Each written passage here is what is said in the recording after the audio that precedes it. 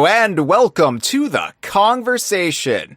I'm Hyle Russell. Hi, and I'm Courtney Svatek Acuna. I also am known as Alter Mentality. That's right, you got married. I was like, where's this new name coming from? I'm scared. Actually, yeah, I'm sorry, it's Courtney Acuna Svatek, actually. I haven't officially changed it yet, and I've been going back and forth on what order I want it to be in. But yeah, Courtney Acuna Svatek, we're going with that. Change You have to do the paperwork separately, it's so annoying. Yeah. Well, change is scary, too. As we're going to discuss, change is frightening to a lot of people. And, yes. I have to brace myself for it. There has to be a leak months beforehand, an accidental upload where I can get accustomed to what's coming and steel myself. You can't just drop this stuff on me or else I'm going to have a crisis. No, I know you had your nuptials before the last time you were on, but congratulations again. Thank you. Yes, and of course, congratulations goes to all of us, because at the time this episode will go live, Donkey Kong Bananza for the Nintendo Switch 2 will be a little under 2.5 weeks away from release. This long drought of having no new standalone Donkey Kong games is approaching its end. And yeah, that's a good thing. That, like, any way you break that down, that is a huge boon for our fandom, our community, for everyone who has kept the faith, everybody who has kept that torch lit and kept spreading the word of Kong for the last decade plus. This is our payoff. This is our reward. We are finally getting not only a new Donkey Kong game, but the highest profile Donkey Kong game we've probably had since Donkey Kong 64. Is that out of line? I'm not besmirching the retro games, but I'm just thinking as far as Donkey Kong Returns was a huge deal at the time, but yeah. I'm just thinking in terms of promotional heft. I'm thinking in terms of prestige and how much the company is getting behind this. They got behind Returns, so this is the earliest that a mainstream Donkey Kong game has ever been in like a console life cycle, right? Yeah, it's by far. It's effectively the first adventure for the Switch 2, the first new adventure for the Switch 2. Mario Kart World was the launch game, but this is the first true narrative adventure. And I'm going to stress narrative because the Donkey Kong Bananza Direct was the first time I feel many larger gaming news websites and YouTube channels and influencers, because that's the era we live in, have been forced to cover or even reckon with Donkey Kong as a series for over 11 years. It's just not a topic the clickbait sites go to often. And Donkey Kong has always had a reliably strong fan base, especially since Donkey Kong Country, especially since 1994. I would say there have always been steadfast and true Donkey Kong fans. But let's be honest, it's never really been part of mainstream video game internet discourse to the extent that many other franchises are. And that's great. That's great for me, Courtney, because I thrive on that. I feel the same way. Like it's been nice to not have to contend with that from the other side as well, because I also am much more of like a mainstream Mario fan than you are, and so I have already had to pretty much just nope out of the Mario fandom entirely, because it's, you know, when it comes to the RPGs, or even when it just comes to the mainstream games, the racing games, whatever, it's just gotten like so crazy out there, and people are so extreme in their opinions, and it's just horrible. Yeah, and me personally, I love being on the margins of society. I'm punk rock. Well, not really, but you know, like to think of myself as just this person sticking their thumb in just like what's considered the mainstream discourse of even Nintendo fandom. And that's why I label myself a Donkey Kong journalist, because that's kind of the gimmick. That's kind of the gag, if you will. I really love this stuff, but I understand how ludicrous it comes across to the outsiders. But the problem is the outsiders are looking in. The outsiders are, for the first time in over 11 years, noticing us. And Bonanza, I mean, they have to contend with the fact that Bonanza is a huge, huge deal. It's a new 3D platformer from Nintendo EPD. And like I said, it's the first major adventure for the Switch 2, developed for the Switch 2. So, gaming and media sites that would normally overlook Donkey Kong because it's not in their wheelhouse, they've got to come up with takes. They've got to come up with some sort of headline. They've got to come up with some articles and some videos. They've got to get stuff out there because they've got to ride the algorithm. They've got to ride this wave of popularity. There's a big Nintendo Direct in June, but it was all about Donkey Kong. So they've got to talk about Donkey Kong. And, they've got to pretend to know what they're talking about. And they've got to find an angle. They've got to find a way in. And they just keep that content mill churning, So, from my perspective, from somebody who has been nestled deep within the yolky egg of Donkey Kong fandom, for the entire time I've been online, but specifically since 1999 when we launched DK Vine, I know when there's shitty Donkey Kong takes happening. I know when people are talking about stuff, they don't know what they're talking about. And it's the thing with any really area of expertise, right? When the layperson starts talking about it, when you realize that a lot of any sort of media, any sort of news, they're not really giving you a coherent picture of any one topic because nobody could be an expert in anything, in everything.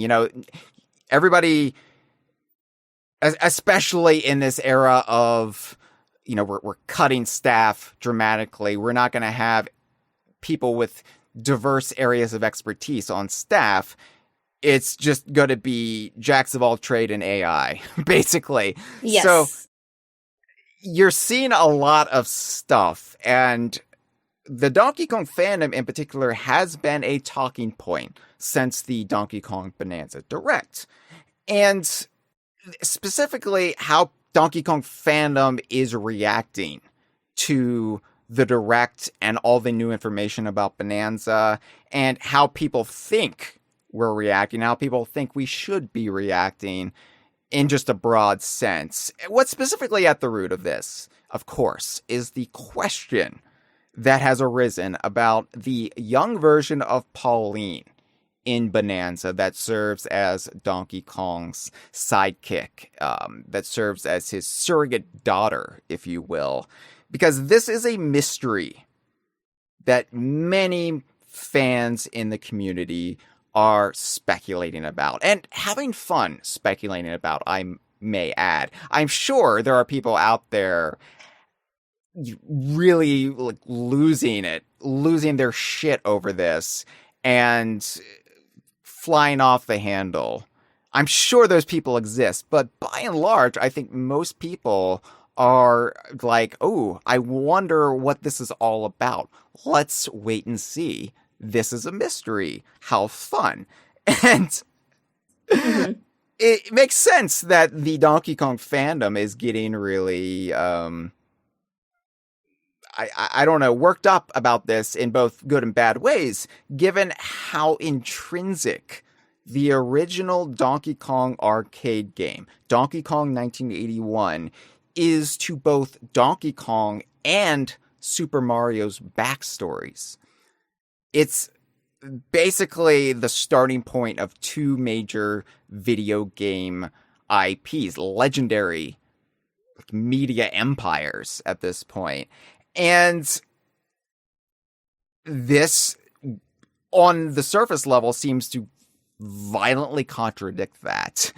But fans are having fun speculating, debating, coming up with different hypotheses about who, what, or when this young Pauline is or has come from. And then you have big sites, big non-Donkey Kong related websites like, I don't know, just off the top of my head, I'm not pointing any fingers. Kotaku, maybe. Kotaku, some other influencers out there, they're sort of using this angle as a cudgel against... A cudgel with a K. I wish. They don't even know who that I wish to. They don't even know who that character is. They absolutely do not. No. That's a joke that would fly over their heads because they don't know the third boss of Donkey Kong Country 2, Diddy's Conquest. They wouldn't even know he's not even in Donkey Kong Land 2.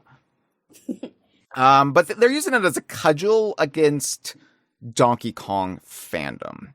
And kind of turning the notion of fans caring about Donkey Kong or even Donkey Kong lore as a joke, as something to snicker at.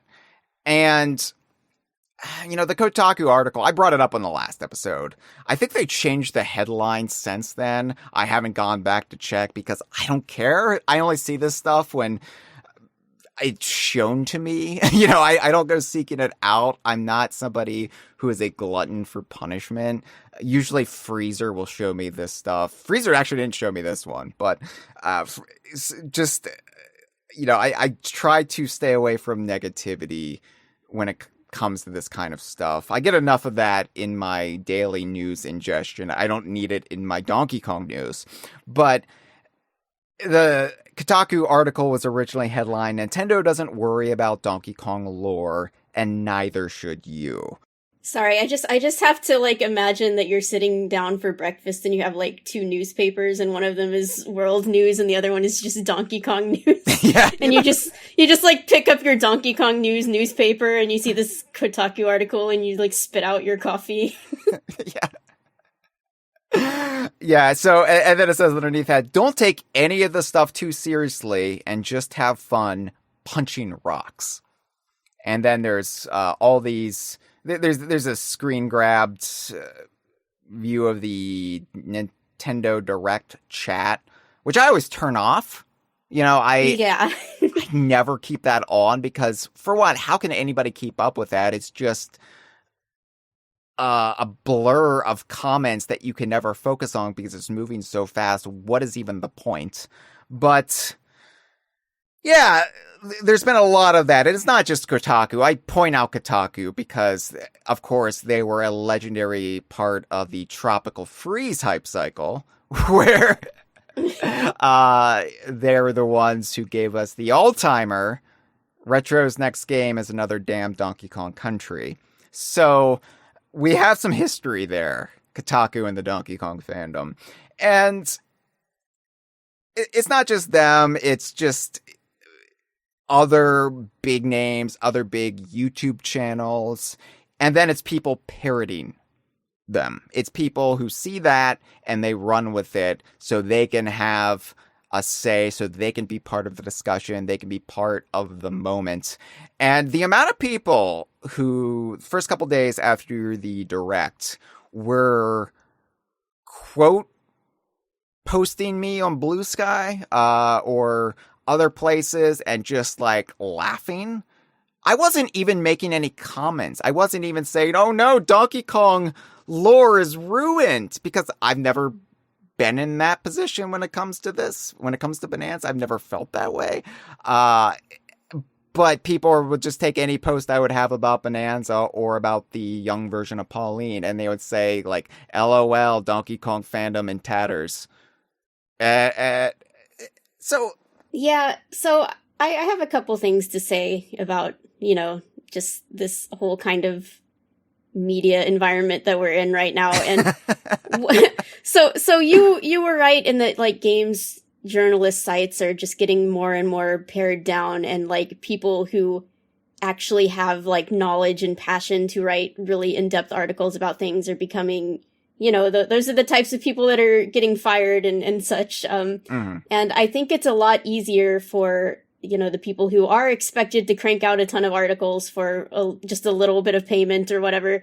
It's easier to respond or to make articles about like what's going on social media, because I see those kind of articles a lot these days. It's not really about the game itself or the announcement itself per se, but it's about the reaction on social media. And so the article will be like, this tweet about such and such is going viral. And it's easy, like if you already have to spend a lot of time on social media for self-promotion or for social media, like community management or something. So you already see this stuff happening. So it's just easier to write an article about it. So, I think there's an undue importance put on turning this kind of stuff into news, which just furthers the cycle and it becomes a feedback loop. And so that's annoying. And then, on the other side of it, you do have the people, say, on YouTube who are doing the same kind of thing from a more independent perspective because, controversy feeds the algorithm. And if you can have a thumbnail that's like, Donkey Kong fandom destroyed with like the picture of like DK's face from Bonanza when he looks all shocked because a rock is about to fall on him, that kind of thing. So there's a lot feeding into this like terrible cycle of things just getting blown out of proportion. And I don't think any DK fan I know of was like upset in the least about the Pauline thing. We were all just like excited and interested in like what's going on. We weren't like, no, this destroys everything. How could they do this? And it's I don't know. It's ridiculous. Yeah, it's like there's a straw man or a straw person created, and then that becomes just this blanket understanding of an entire wildly diverse international community. And I see this with DK Vine too. Like on a smaller level, people use DK Vine as this catch-all term, but they don't even like check in with what we're saying. They turn DK Vine into a straw man. Like, oh, DK Vine huffing the copium right now about K. Rool's chances in Bonanza. And I'm like, have I even really made that a centerpiece of my own reporting and podcasting and posting about Bonanza? Because I feel like I haven't. I've remained open to the possibility, but it's like maybe 5% of everything, if that.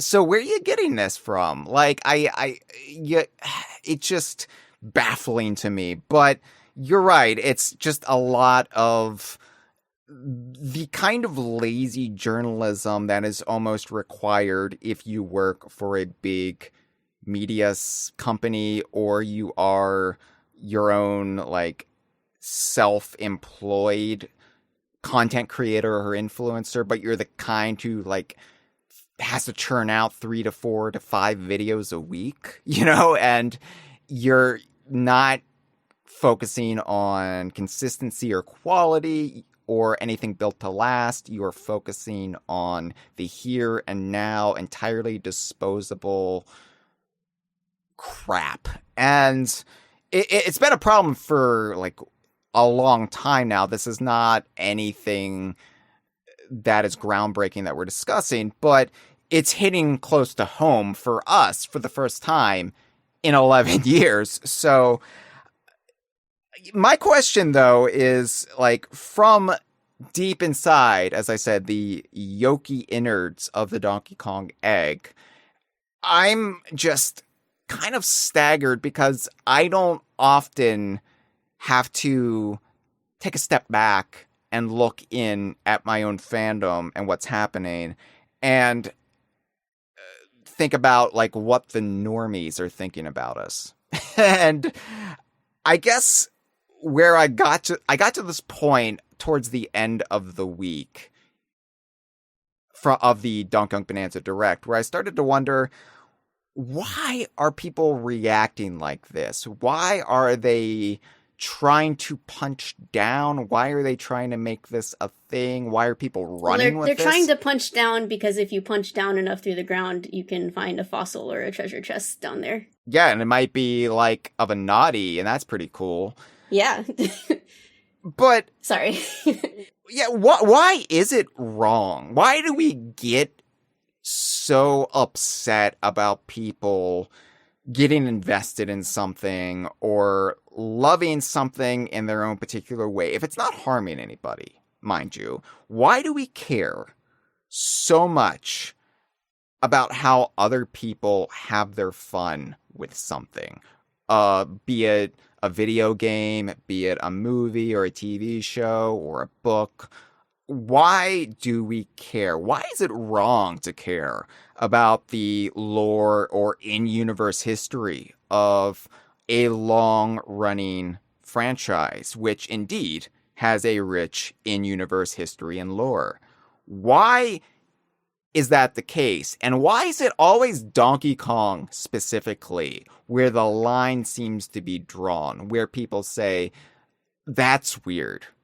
Donkey Kong, that's weird. That's the video game franchise that I say, no, why are you caring about that? Why is that always the case? We were here with Tropical Freeze in 2014. And it seems like we're here, even in this high-profile, internally developed, big 3D platformer. Why are we here again? Well, so I want to say, first of all, that, I mean, you are correct, but from your perspective, you're seeing it as like, why is it always Donkey Kong? Because that's what you care about. But I would say this is just a wider fandom problem in general. And it's obviously it's Sonic 2, it's Mario. See, the thing is, a lot of people aren't even framing this as like, why do people care about Donkey Kong lore? Because they see Donkey Kong as part of Mario, so they're framing it as, why do people care about Mario lore? Like, so people will put down people who care about Mario too much either. And, you know, it's like Kingdom Hearts famously has like really complicated, you know, story stuff going on. And so people make fun of those who like try to understand and keep up with all that stuff because it's too complicated. But then if you have something that people consider not complicated, that people try to make it complicated, like say Mario, where they think that there's nothing going on and people are just trying to make a mountain out of a molehill, they make fun of that too. So it's like, it does just go back to people will kind of try to bring others down for caring too much about anything one way or the other. And I wish I had an answer for you on why that happens, because it's obviously something that has been going on the internet since time immemorial. And it's, I mean, you know, someone said it in the chat here too, and it's a pretty basic response, but I do think there's some truth to it. It's just people projecting their own misery, you know, seeing other people have fun with something that they just don't understand, they don't get, and they wouldn't be able to really get that same enjoyment out of it themselves, which is perfectly fine. Not everyone has to be into Donkey Kong or whatever, but like, because they can't understand it, they just, I don't know if you'd call it jealousy, but they just have a negative reaction to other people having more fun with this subject matter than they could possibly imagine themselves having.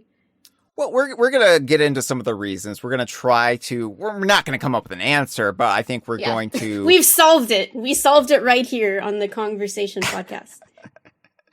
Next, we're going to strive for world peace. But I think, while we won't come up with an answer about why people are so inherently broken, I think we can come up with an answer why it's not bad to care about something in your own way. And, you know, I was going to do this episode anyway. When all this started happening, I was so busy the day of the Donkey Kong Bananza Direct that I didn't even really notice this discourse bubbling up until I was, like, done and I was able to just, like, let everything wash over me. And then I was like, ooh, no, I don't want that to wash over me. Oh, God.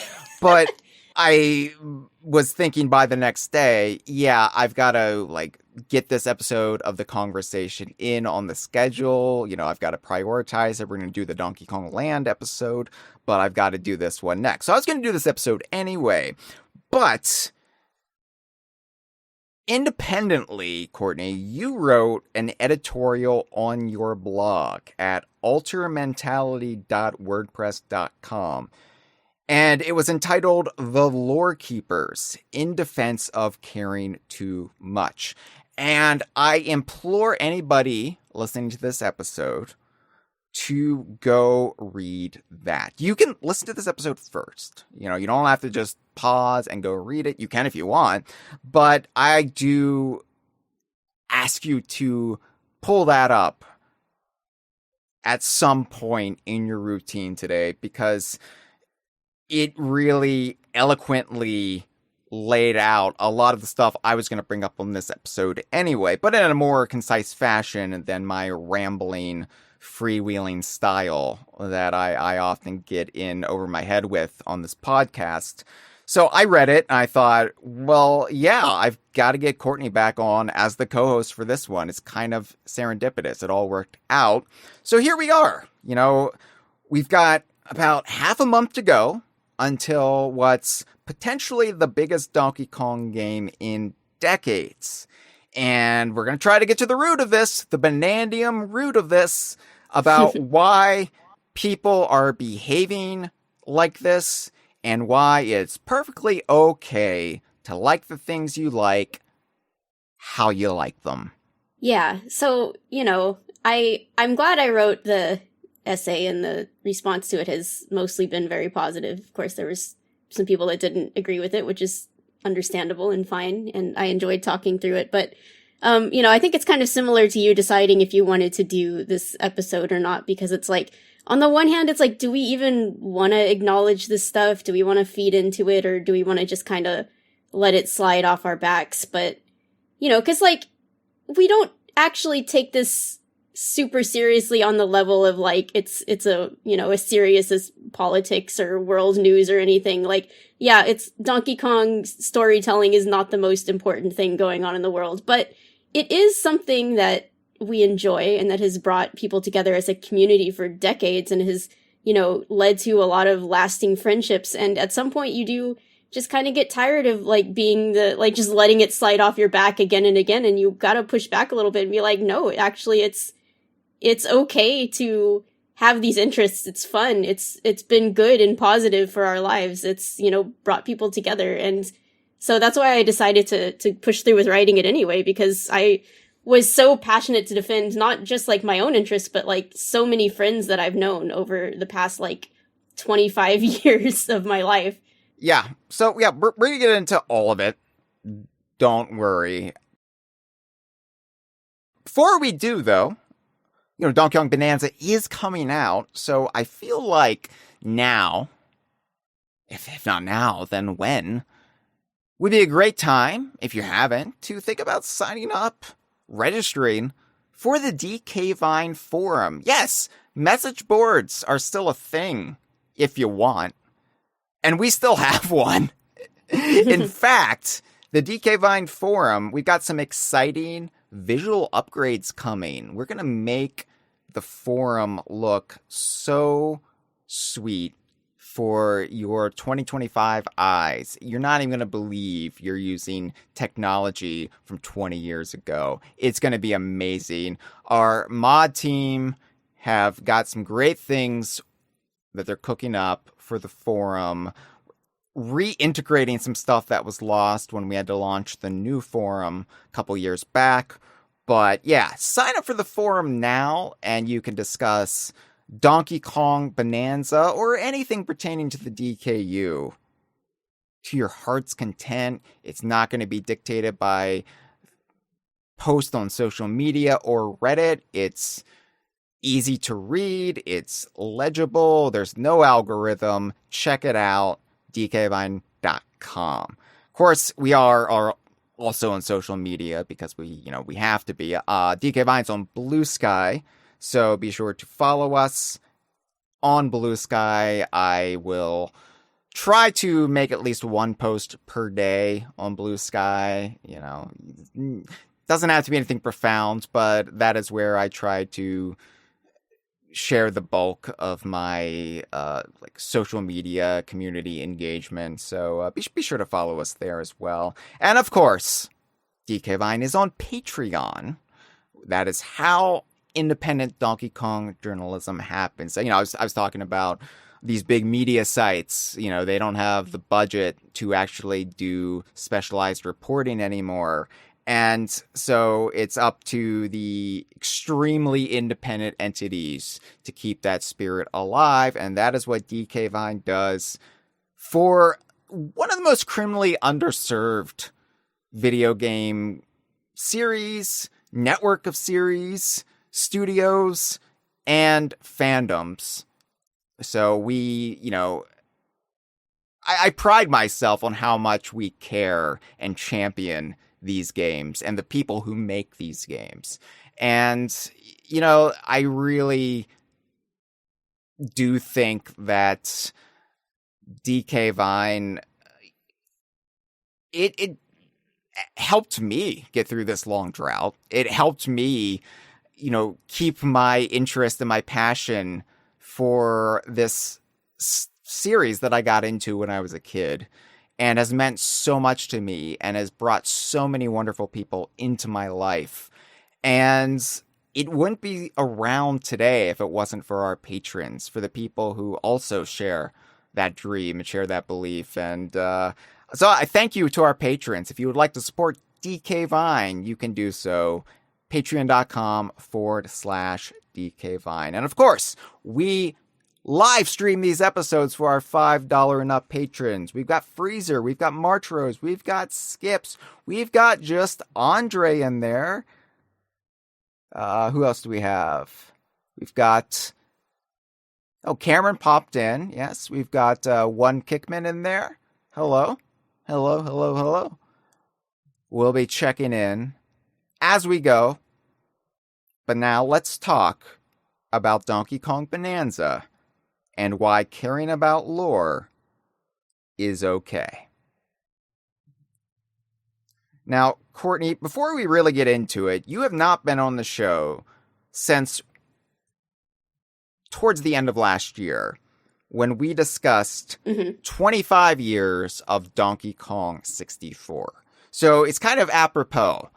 You were last on when we had this big anniversary reminiscence of a 3D Donkey Kong platformer. So how are you feeling now that we've got what's effectively the sequel to Donkey Kong 64 on the immediate horizon? Yeah, I'm glad you brought this up because I wanted to bring it up. Just that I'm glad that I got the chance to be on the show in this relatively small window that we have, which is like small. 3.5 months basically of knowing of this game's existence and what it's all about to when we're going to be able to play this game. And that's like a crazy small little window of hype to condense it all into. And, I was kind of, when I first saw this game, I was kind of in shock. It's a little bit funny because the Switch 2 Direct where they showed this, I thought it was an hour later than it was. So I basically woke up like 10 minutes before when I thought the thing was going to start, and it turned out that it was already going. And I woke up just in time to see the Bonanza stuff, and I was like, oh, okay. And I was just kind of, my brain just couldn't comprehend it at the time. And I feel like it took maybe a month and a half or so for my brain to really just wrap around the fact that we are getting a new Donkey Kong game, a new 3D Donkey Kong game.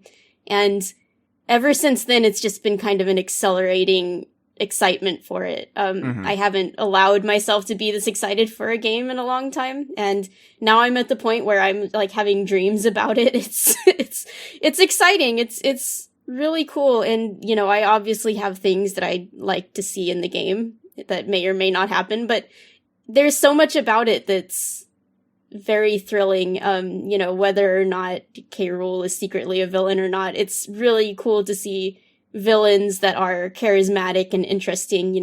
They talk to each other. If you've seen the little cutscene parts they've put forth, like Void Kong is just so animated and such an evil little twerp. I love him. And like, there's Diddy and Dixie are in it, and they have some kind of weird racing thing that they're running, and they're super cute together, hugging onto each other while riding the Rambi clone. And there's just so much to look forward to. And, regardless of what anyone else is saying, this is just an extremely magical time for the fandom. And that's why, even though I've been pretty much on the internet a lot less over the past couple years, I had to be a little more active right now because it's just been fun to discuss and to theorize, even if some of the theories are... I've accepted that, like, a lot of fan theories, just for anything in general, are going to be wildly off the mark, but I often think that they are very smart and thorough and fun to engage with, even if they don't end up being accurate. So that aspect of it has been really fun. That's the magic of the hype cycle. That's kind of why I wish we had a longer hype cycle. Like, I know DK Vine has been low-key reporting on this game for years now, but there's a difference between us saying, yeah, our sources and the breadcrumbs we followed have led us to believe Nintendo EPD is developing Donkey Kong. And there's another thing for, oh, this is what the game is. Here's footage of it. It's coming. And, like, it's such a short window of time to actually live with the existence of this game before we play the game. And, you know, I'm still playing Mario Kart World. Like, calm down. I'm trying to get all those P-switches. Like, what are we doing here? So, it's... Well, you know, at least you didn't have many costumes to unlock for Donkey Kong. So I'm sure you took care of that pretty quickly. Oh, yeah, immediately. And let me tell you, I prefer the all-terrain costume to just buck-naked Donkey Kong at this point. I like the fact that Donkey Kong is protected because I worry about him. I worry about his body and all the abuse it goes through over the years. Yeah, I'm glad he's protecting himself. He's setting a great example for us all. Think about all the concussion syndrome he's suffered from all the various Smash Brother. I mean, he got shot at point blank range in 1995 repeatedly, beat with the hilt of a blunderbuss. Okay, real talk. Two weeks ago, I was staying at an Airbnb that had these stairs that had, like, rounded edges, and I slipped, and I fell, and I landed straight on my butt, and I basically hurt my butt really bad to the point where it's kind of hurt to sit down for the past 2 weeks, and I'm just now kind of getting over it. But it made me think, like, how do all these video game characters go around ground pounding all the time? They just, like, slam their tailbone directly onto the ground. It's like, if you actually do that, it hurts so bad. Trust me. It's so dumb. And yeah, that's why I'm glad Donkey Kong is starting to wear, like, pants and overalls and padding, and he's not getting any younger. And, you know, he's also put on some... a tangent, but yeah, have you seen the screenshot for, like, changing costumes in Bonanza, and there's, like, the basic Donkey Kong is just called Naked? Oh, yeah. It says something like, naked is the day you were born. Yeah. But he's still wearing his tie. Does this imply that he was born with his tie on? No, but they might have put some sort of, you know, how they, like, put some sort of identifying thing on. They might have put, like, a little DK tie just to signify that, oh, this is Donkey Kong's child. You know, so that just might have been something that, which is coincidentally, you know, we know in Baby Donkey Kong didn't have the tie. I'm talking about Yoshi's Island, but it had the little, like, nappy, the little, like, red bib. So, you know, maybe it's like that. But anyway, Freezer says the tie was his umbilical cord. So, yeah, I like that. So, yeah, it's interesting because I was just thinking, yeah, the last time you were on, we were talking about a 3D Donkey Kong game as if, like, such a notion was a relic. And here we are, a new 3D Donkey Kong game just a few months later. It's wild. And yeah, like, we had a hunch this game would be 3D, but there's a difference between having a hunch and knowing for sure. And it's a surreal reality to live. It's like the difference between having a dream and waking up to find, no, that was no dream. You're living it. So, yeah, I've got so many thoughts about Donkey Kong Bonanza. I've got so many theories. Of course, I mean, it's my job to think about this game. It's my job to do podcasts about this game. It's my job to live in this fictional world, just reside there. But why do other people care about a fictional world? Why is that a pleasant place to mentally visit?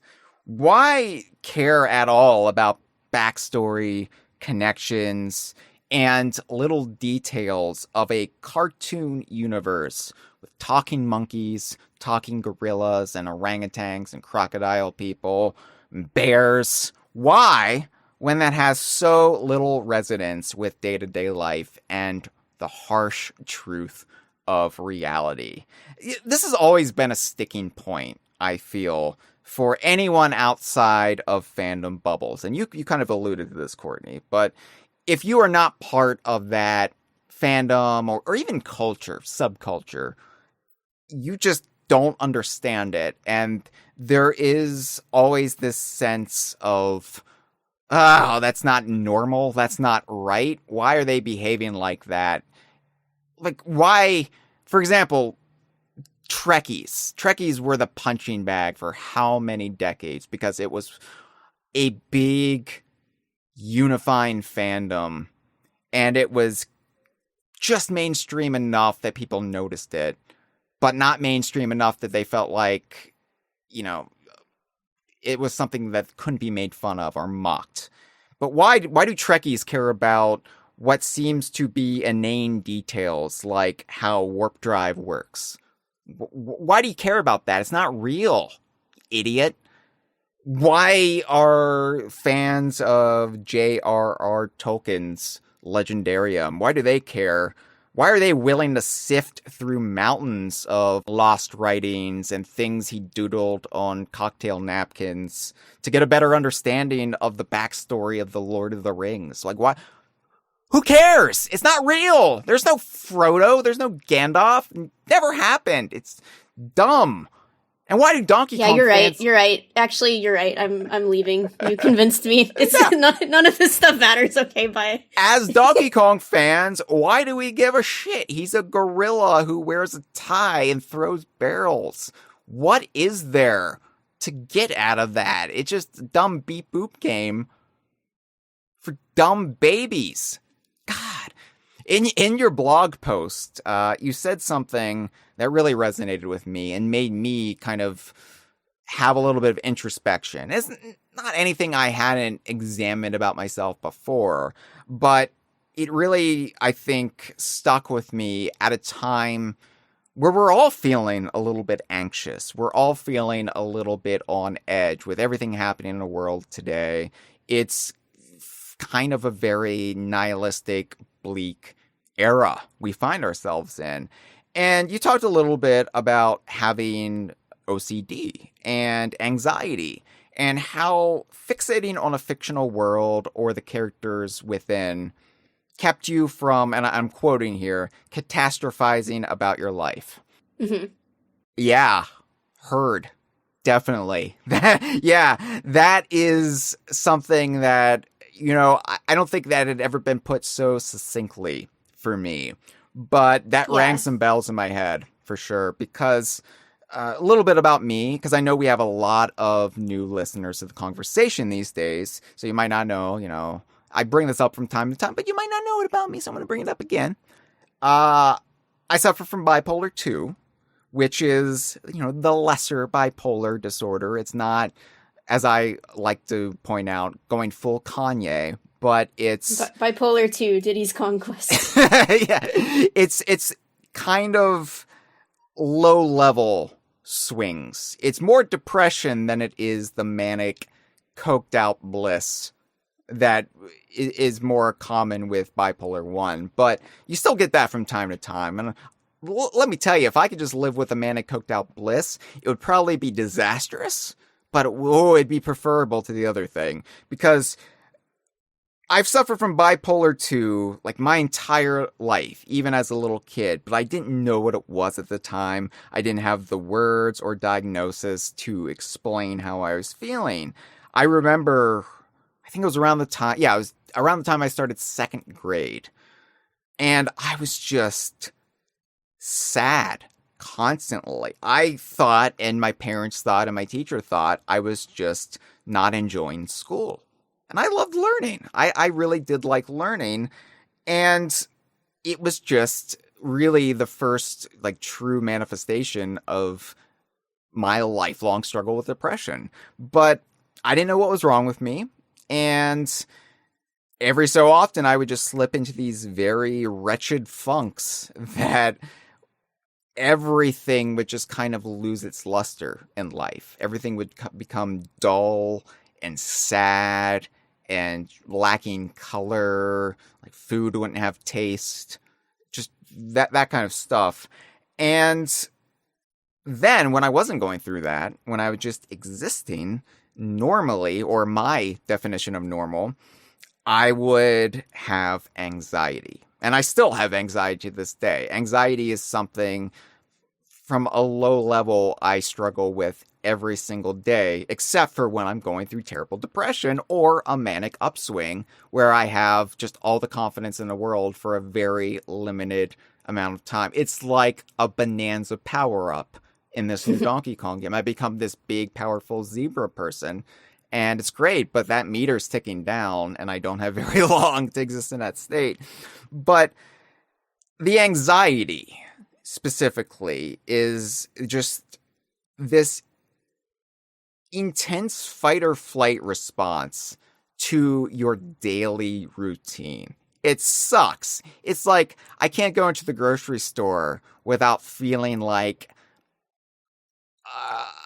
I'm gonna break out in a sweat and I'm in everybody's way and I'm just this huge burden to everyone existing and I don't have the right to be here.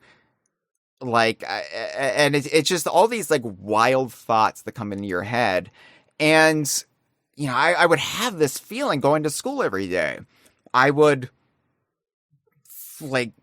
feel like I was having this big spotlight on me just sitting in the classroom, which would make things like when the teacher just randomly calls on you to answer something, like, oh, you're really dreading that, because I'm already feeling like I'm on the spot constantly and I just want to recede into the shadows. I just want to get through my day to get back home so I can just be by myself where I'm not feeling any of this weird pressure. And coupled with all the social pressures of growing up and, you know, being around kids your own age who you never feel like you really fit in with, it sucked. And I don't want to like overstate what I went through because, like, let's be honest, I'm white. I'm a cis guy. I'm heterosexual. I had a pretty middle-class upbringing. I didn't have it nearly as rough as so many people did. So I don't want to say like, oh, woe is me, you know, but I didn't fit in. I didn't feel like I fit in with any of the rigid social hierarchies of what you could be or what you were expected to be at that age, you know? So It was just a lot of trying to find my own identity and not knowing what that was because I wasn't a jock. I wasn't a preppy kid. I wasn't, you know, I was a 90s kid, so I wasn't a skater, you know. I wasn't an academic overachiever even. And my anxiety held me back and I didn't have any confidence in myself. And it felt like nobody else around me had that problem.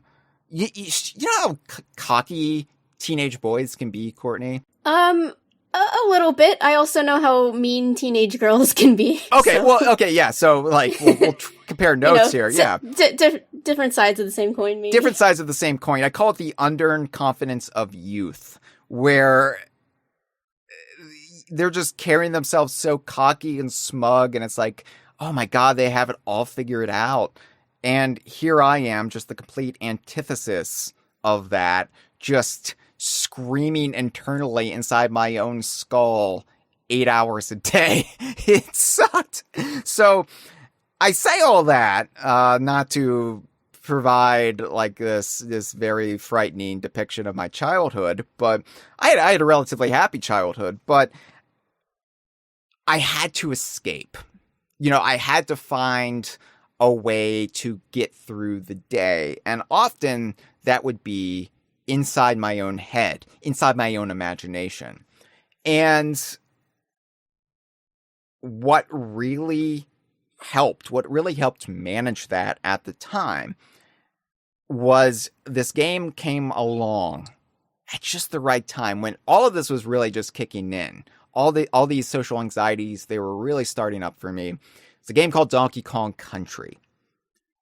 And that would become my refuge. That game and then that world would kind of become where I would reside during those 8 hours of school every day, where I could just imagine myself in like the state of Zen. And I know that sounds weird and kind of pathetic to an outsider, but like it really was my happy place as a kid. And so I spent a lot of time studying the world Rare laid out for us.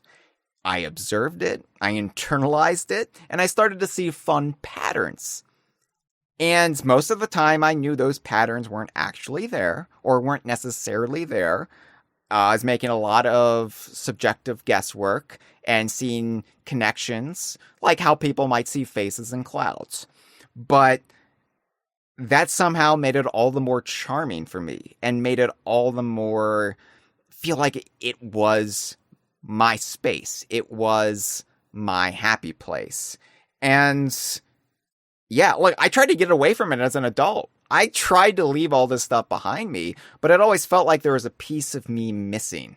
It always felt like I was leaving something pretty profound and important, something that really had helped me get through those really awkward, rough childhood years. And then I found my way back to it in 2010, and here we are today talking about it. But yeah, that's kind of my backstory. And so what you said in your editorial really did ring true for me. Yeah, if you'll allow me to talk a little bit about myself. Absolutely. And some things that your story brought up. So I have a, pretty similar story to you. I've suffered from pretty severe anxiety and OCD. I don't remember it really being a problem in childhood. It started coming about around puberty, around middle school, I'd say. I've always been a person who was interested in like fictional worlds and stories and like that. So, you kind of already explained how the psychological mechanism works of using it as a refuge when you don't really fit in with the people around you. And I think a lot of people, when they observe something like this, maybe if they don't have similar experiences, they might say something like, well, okay, well, why don't you just face your problems head on? Or if you're going to spend your time thinking about this silly stuff like video games, why don't you spend your time learning about the real world or anything like that? And here's the thing, I have a lot of other interests. I learn different languages. I like reading nonfiction books and stuff too. Like I like theater. I like all sorts of stuff, but this is just one thing that I like that has always been comforting to me. And, so a little bit in recent years, the way my brain works is I tend to have like some kind of thing at all times that I am super interested in. So I always have my steady interests that remain constant throughout my life, but there's always like a main thing that I'm focused on at a given time, which is sort of what I think about when I'm bored, like my brain gravitates to it. And so right now that thing has turned into Donkey Kong Bananza because I'm very excited for it. So that's just sort of like what my subconscious goes back to when I'm just kind of sitting there on the bus or when I have like 5 minutes to kill and I'm just like, I'm thinking about how excited I am for this game. And the thing is, like, you might think, oh, well, if I didn't have this sort of obsession or hyperfixation, which I do think ties back into my OCD, but if I didn't have this, I'd be able to concentrate better on, whatever important, in quotation marks, things are actually going on in my life. But there was a time, in fact, for most of, like, 2025, and I would say, like, starting in late 2024, like, after the wedding, I had been stressed out about that, and I kind of just let my brain crash a little bit. And so there was this period of months where I would say I didn't have a hyperfixation at all. There was like nothing centering me. And like a game came out that I liked. It was Mario and Luigi Brothership, and I was like, "Oh, I love Mario RPGs. This is going to be my thing for now." And it didn't take. And so I didn't really have anything. I didn't really have, like, I liked the game a lot, but it just didn't like stick in my brain as much as I would expect. So I didn't really have this like fictional refuge world that I was operating off of for quite a while, like half a year or so. And it affected me negatively. Like, I would say in general, like, I felt the absence of having something like that, and I turned to things that were less good, like getting back a little more on social media and just like doing the brain rot, mindless scroll on like Instagram and stuff. It's not good. And so like, yeah, it's not good. So like these things, you know, whatever you might consider them to be coping mechanisms or whatever you want to call it, but like they are beneficial to people when you develop something that you find interesting, and especially all the more so when you can share that with people, and whether it's, you know, making theories or fan art or like video essays or however you want to express it. Right. You know, you have this like pressure cooker of things you're thinking about over time, and then you're able to put that out into the world and share it with other people and get a good feedback going. So like, I just thought it was interesting because, you know, I have this experience with sort of being obsessed with these nerdy topics, and then I find that it actually overall improves my life and prevents me from falling into worse habits when I have these things.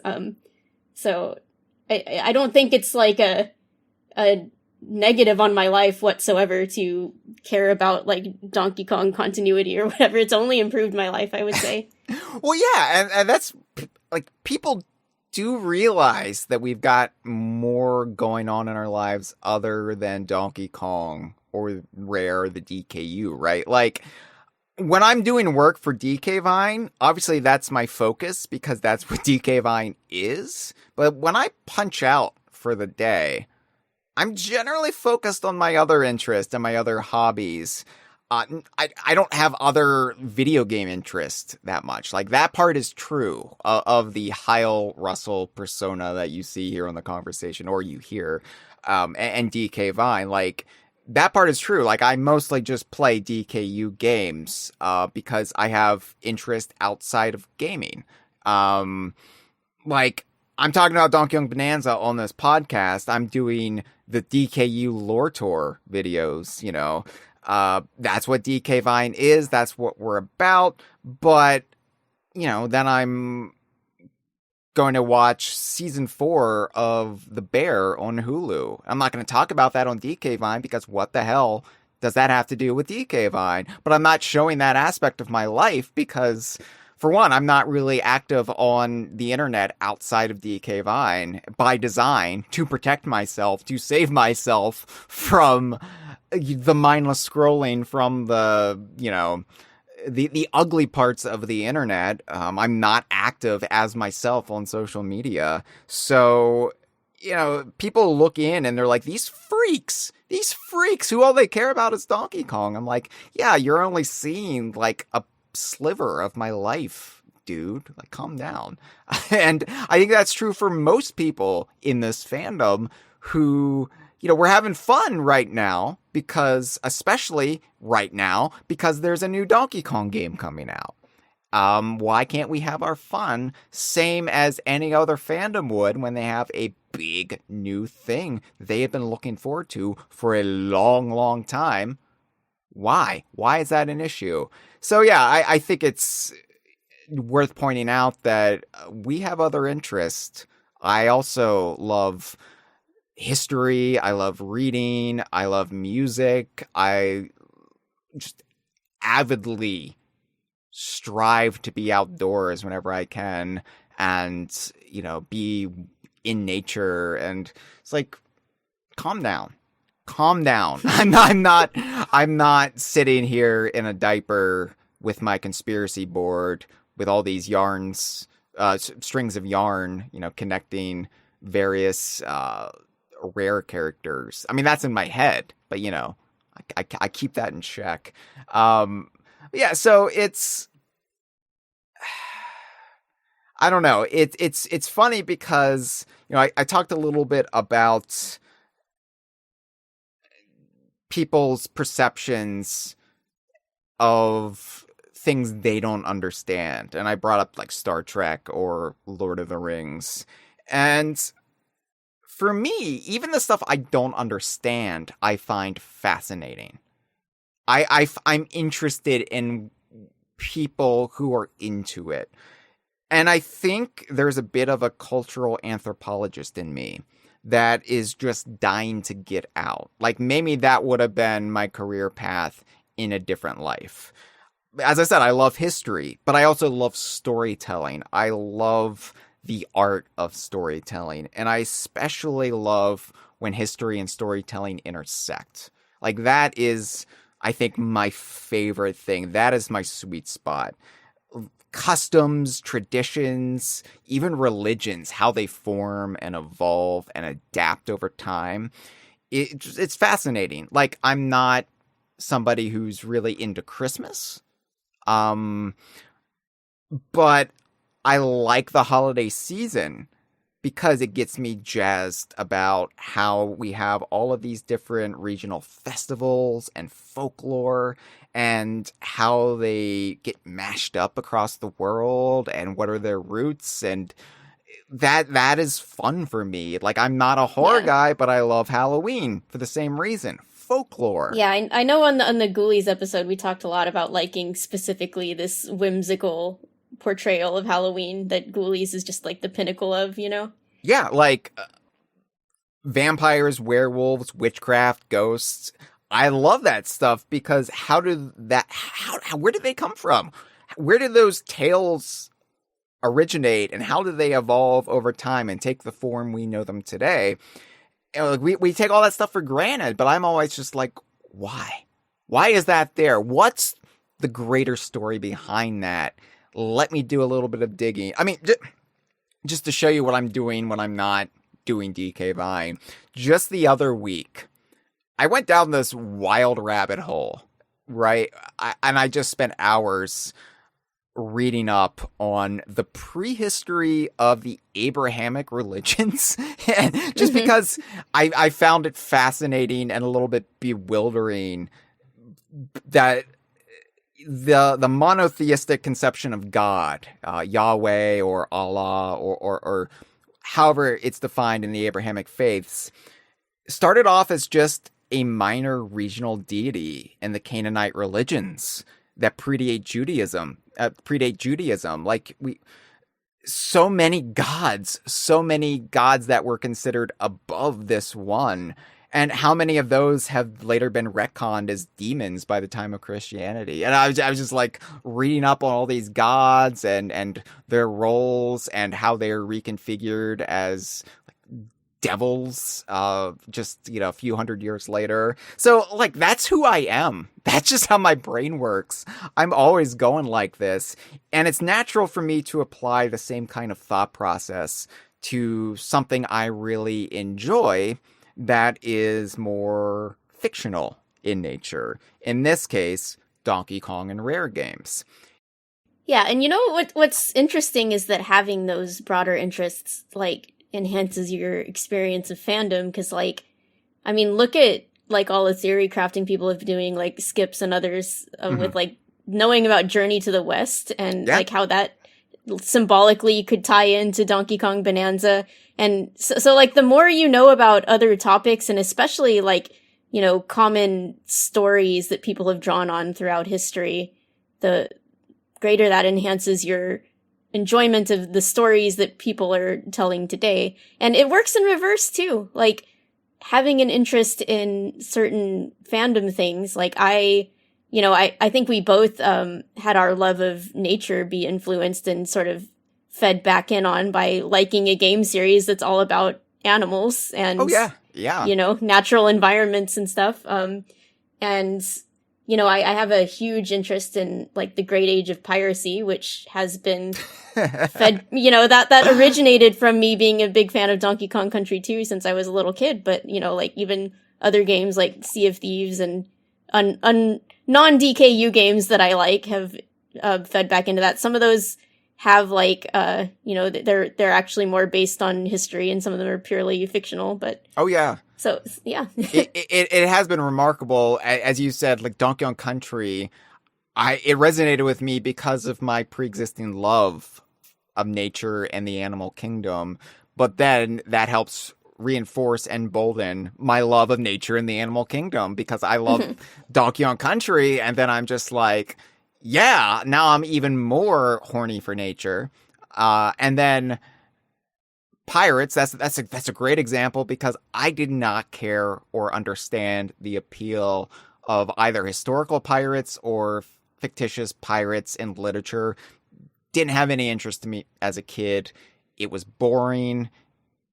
As I often say, they were just a bunch of dirty men sailing around in frilly shirts that looked uncomfortable.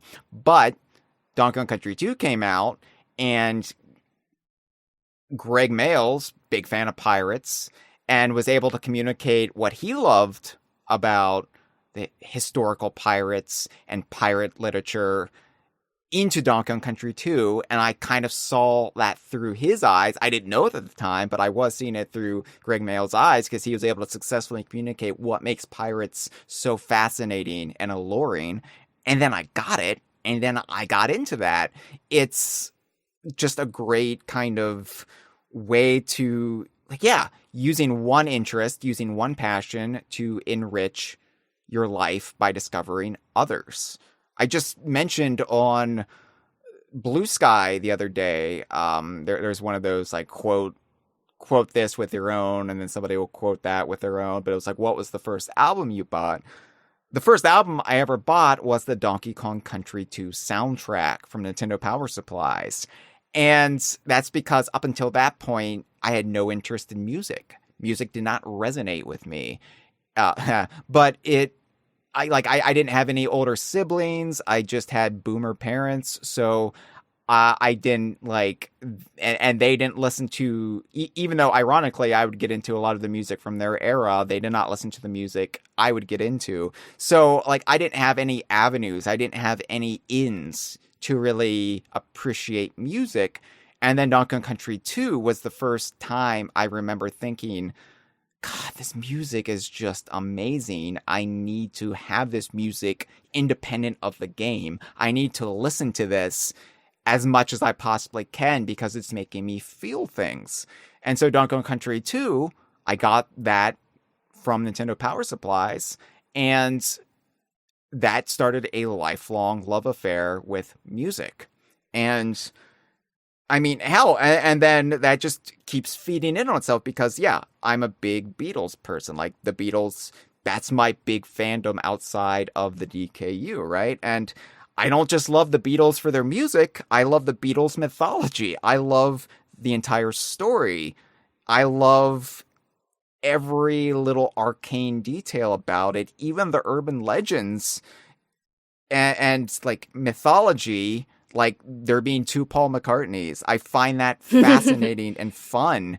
Just like fact and fiction all entwined together. That's the kind of stuff I just really thrive on when I get an interest. You know, what you said about Greg Mayles communicating his love of piracy and that connecting with both of us, I think a lot of people tend to look at this stuff, and because it's a video game or, you know, it was made by a team of people or whatever, and it was sold by Nintendo, they think of it as like a corporate product. And yes, it is to some degree, but it is also a work of art. And like any work of art, it is at its core just a way for humans to communicate with one another.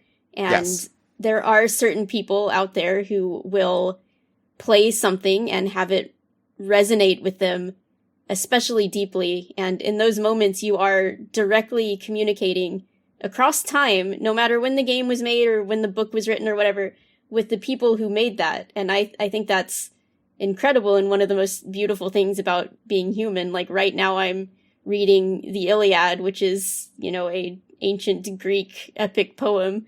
And, you know, that's been around for thousands of years. Mm-hmm. And it doesn't matter how long it is. Like, someone who has enjoyed, like, not only the creator, but all the different people throughout history who have enjoyed the same work.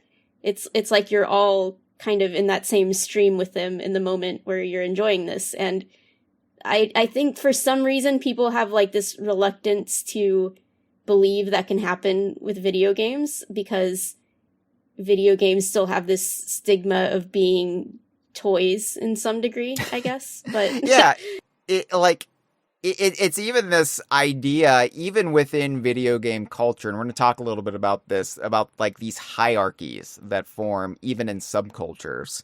And yeah, but they are works of art, because even if they are released by a major corporation, the people who made that, they can still put their all into it. And yes, some products are just products. Some things are just paint by numbers. We got to get this out.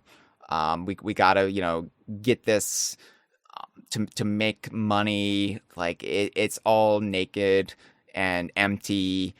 But some people do care, and some people do put their all into it.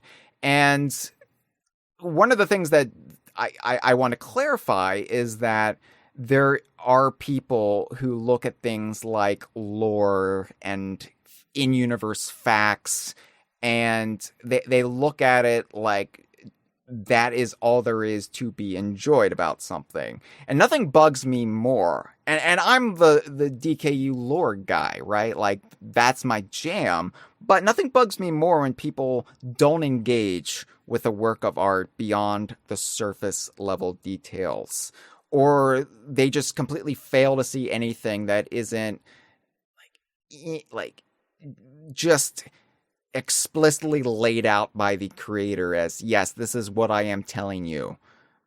Like, lore is an enriching detail that makes a world more believable and fully fleshed out, but it should always be in service towards making the characters within. It should make their journey more resonant to you, the reader, or the viewer, or the gamer. It's a piece of art should never just be broken down as a listicle on a web page, because that is where you are starting to strip it of its genuine meaning. And so, like, never engage with a work of art just looking for that. Like, always try to go into it and feel things if you can.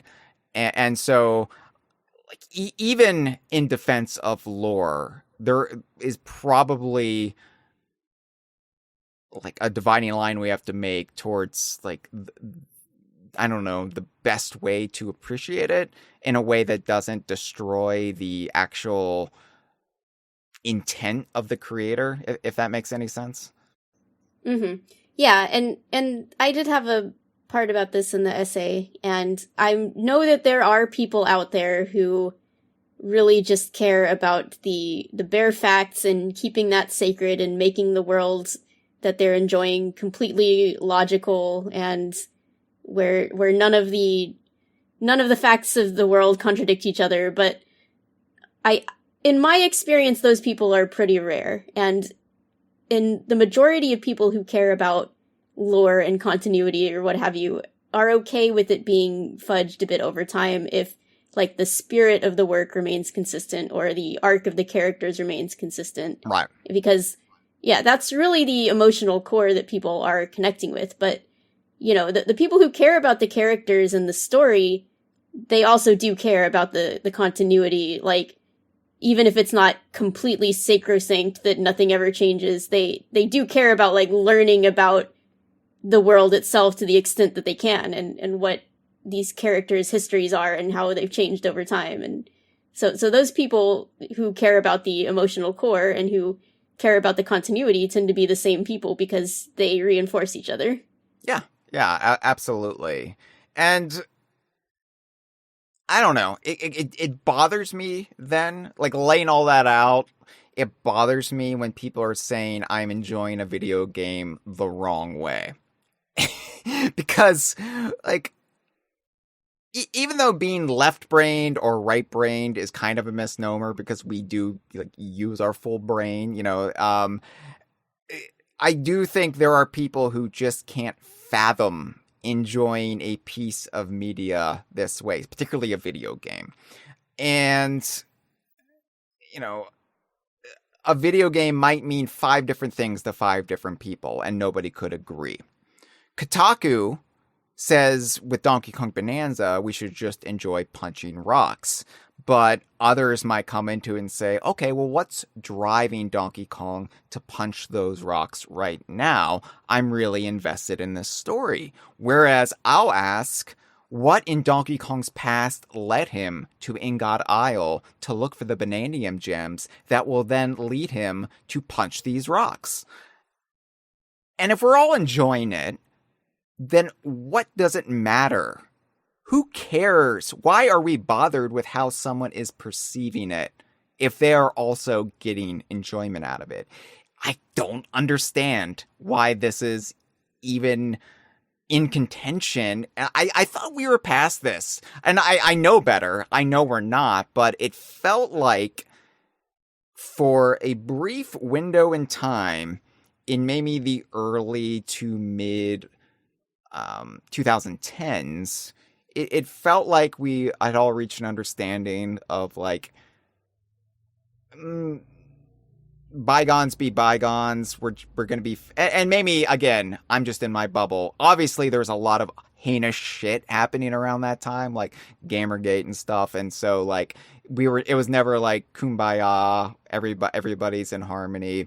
But it feels like the pendulum has swung back the other way really, really hard from like nerd culture being in the zeitgeist, and now we are kind of like outsiders again. And I mean like all like geek culture, but it's funny because I feel like there is something about Donkey Kong and maybe Super Mario and maybe Sonic that inspires these easy dismissals from others, even the so-called purveyors of geek culture like your Kotakus. And that's what I want to get into, because this is something that's kind of come up before on the Kongversation in the last major Donkey Kong hype cycle with Tropical Freeze in 2013 going into 2014. And yeah, like there's a tendency in what are considered geeky subcultures. And I don't even really like that terminology. I'm just kind of keeping it basic for everybody's sake so we all understand what we're talking about. But, you know, I don't like those harsh definitions because who the fuck cares? Like, why are we like breaking down what's geeky and what's normal? There is no normal. There is no normal. Even the way our brains work, nobody's brain is normal. We all have different ways of operating. And so anyway, I'm getting off the point here. Subcultures that are traditionally thought of by mainstream culture as geeky, like video games. I feel like within those, there's always somebody looking to punch down within their own subculture to make themselves feel better, or to provide more legitimacy to what they're into, or to I don't know, like maybe this misplaced sense of wanting to belong to that and lashing out. I don't know. It seems like Donkey Kong's always in the crosshairs of this sort of thing, though. And it doesn't bother me, really, because, again, this isn't my whole identity. I don't make Donkey Kong or the DKU my whole identity. It's my work identity, for sure. But that being said, as it is with you, like, I care about this stuff. It means something to me. It has meant a lot to me and meant a lot to the people who have come into my life over the years. So I get rankled by it a little bit, for sure. Yeah, I think, you are right that there's been sort of a shift back into overall negativity, and I think that there's a lot of reasons for that. One of them is just kind of the general social media landscape over the past, 5 years or maybe even a whole decade or so has just gradually more and more shifted towards controversy being rewarded. So people are negative on purpose, and then obviously people, even if they started out being negative from just like a cynical, like, oh, I'm gonna make money from this because of the algorithm, like people will respond to that in a genuine way because they were insulted, and then, you know, people will get defensive, and it's just a vicious cycle. So I genuinely do think social media, and this has been backed up by the people in charge of these sites and what they themselves say, that it is designed to fuel people being angry. And that's one reason why I was very conscious about wanting to pull back myself in recent years, because I just kind of don't want to be a part of this system as much as I can help it. Yeah. So there's that. But then I also think that there's just kind of an increasing cynicism about media, corporate media. And I think a lot of that is very understandable. You know, like, economic hard times make it, people are more critical of the media they're consuming, especially that which comes from billion-dollar corporations who are doing just fine, even as, like, they might fire a lot of people who are working for them. And when it comes to corporations like, you know, Microsoft or whatever, who's trying to push a lot of, like, AI, meanwhile they fire, like, more and more people from their studios consistently.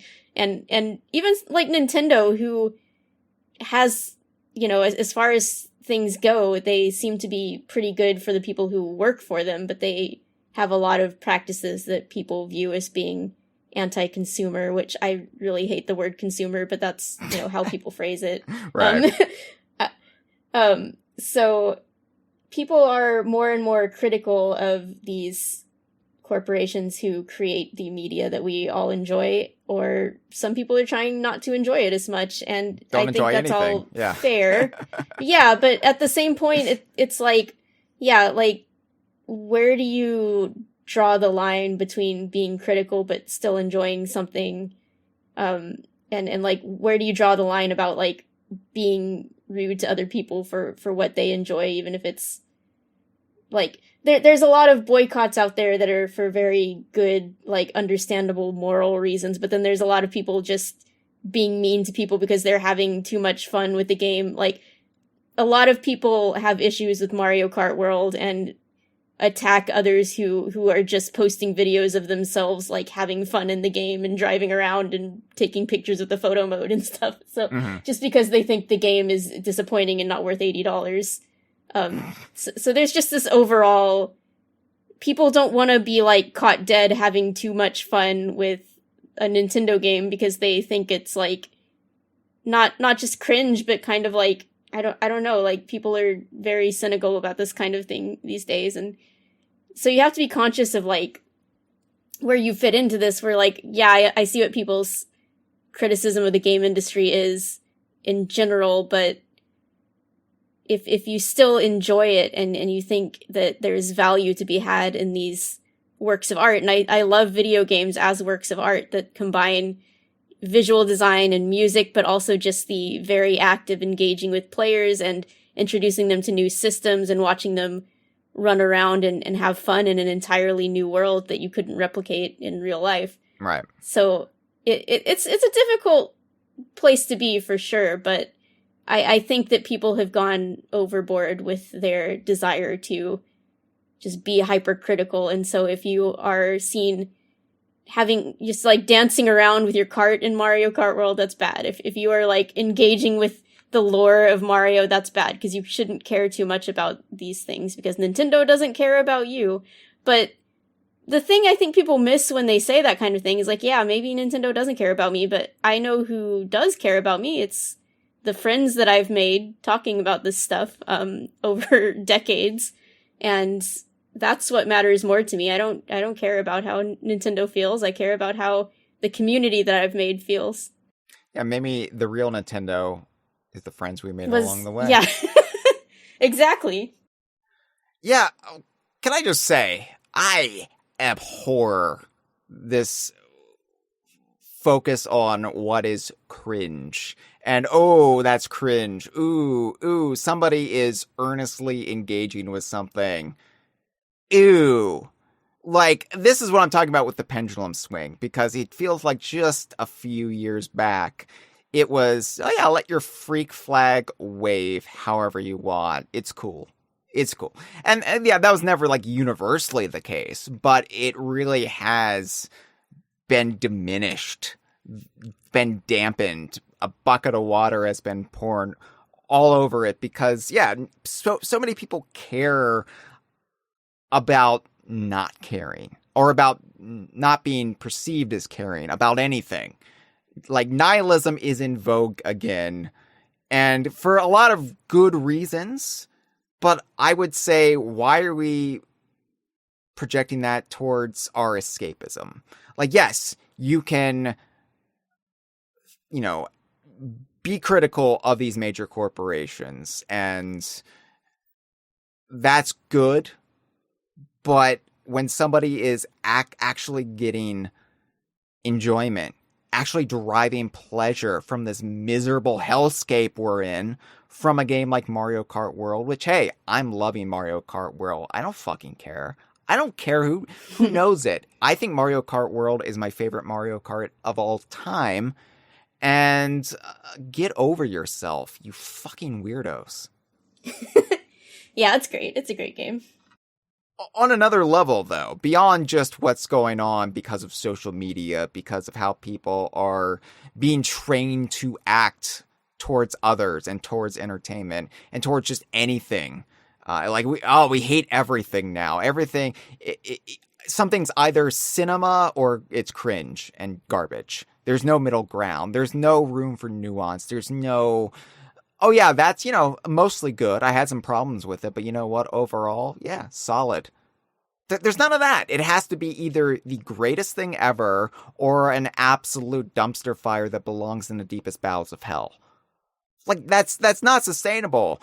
That's ridiculous that we're here. But even beyond that, even beyond the current kind of culture of amateur criticism, this has always been the case within video games. This has never really not been a thing. PC gamers making fun of console gamers because PC gamers are the real hardcore gamers, and then the hardcore console gamers making fun of Nintendo gamers. Oh yeah, you like those kiddie games? Oh, you never graduated to a PlayStation or an Xbox? The little babies, little baby games. Video games are so much more than Mario. What are you doing? What are you doing with your life?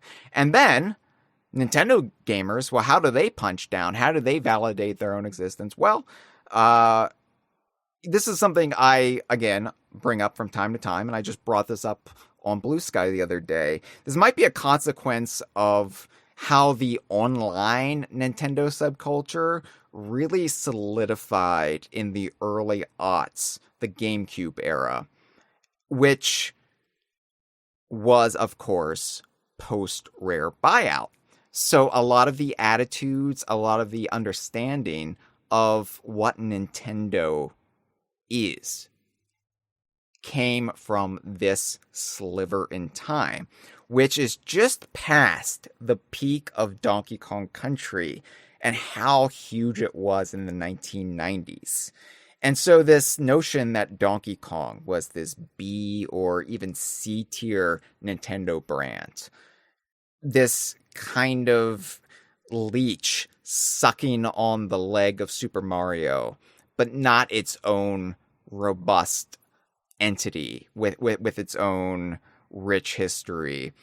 That's kind of been the outlook since all of this solidified online.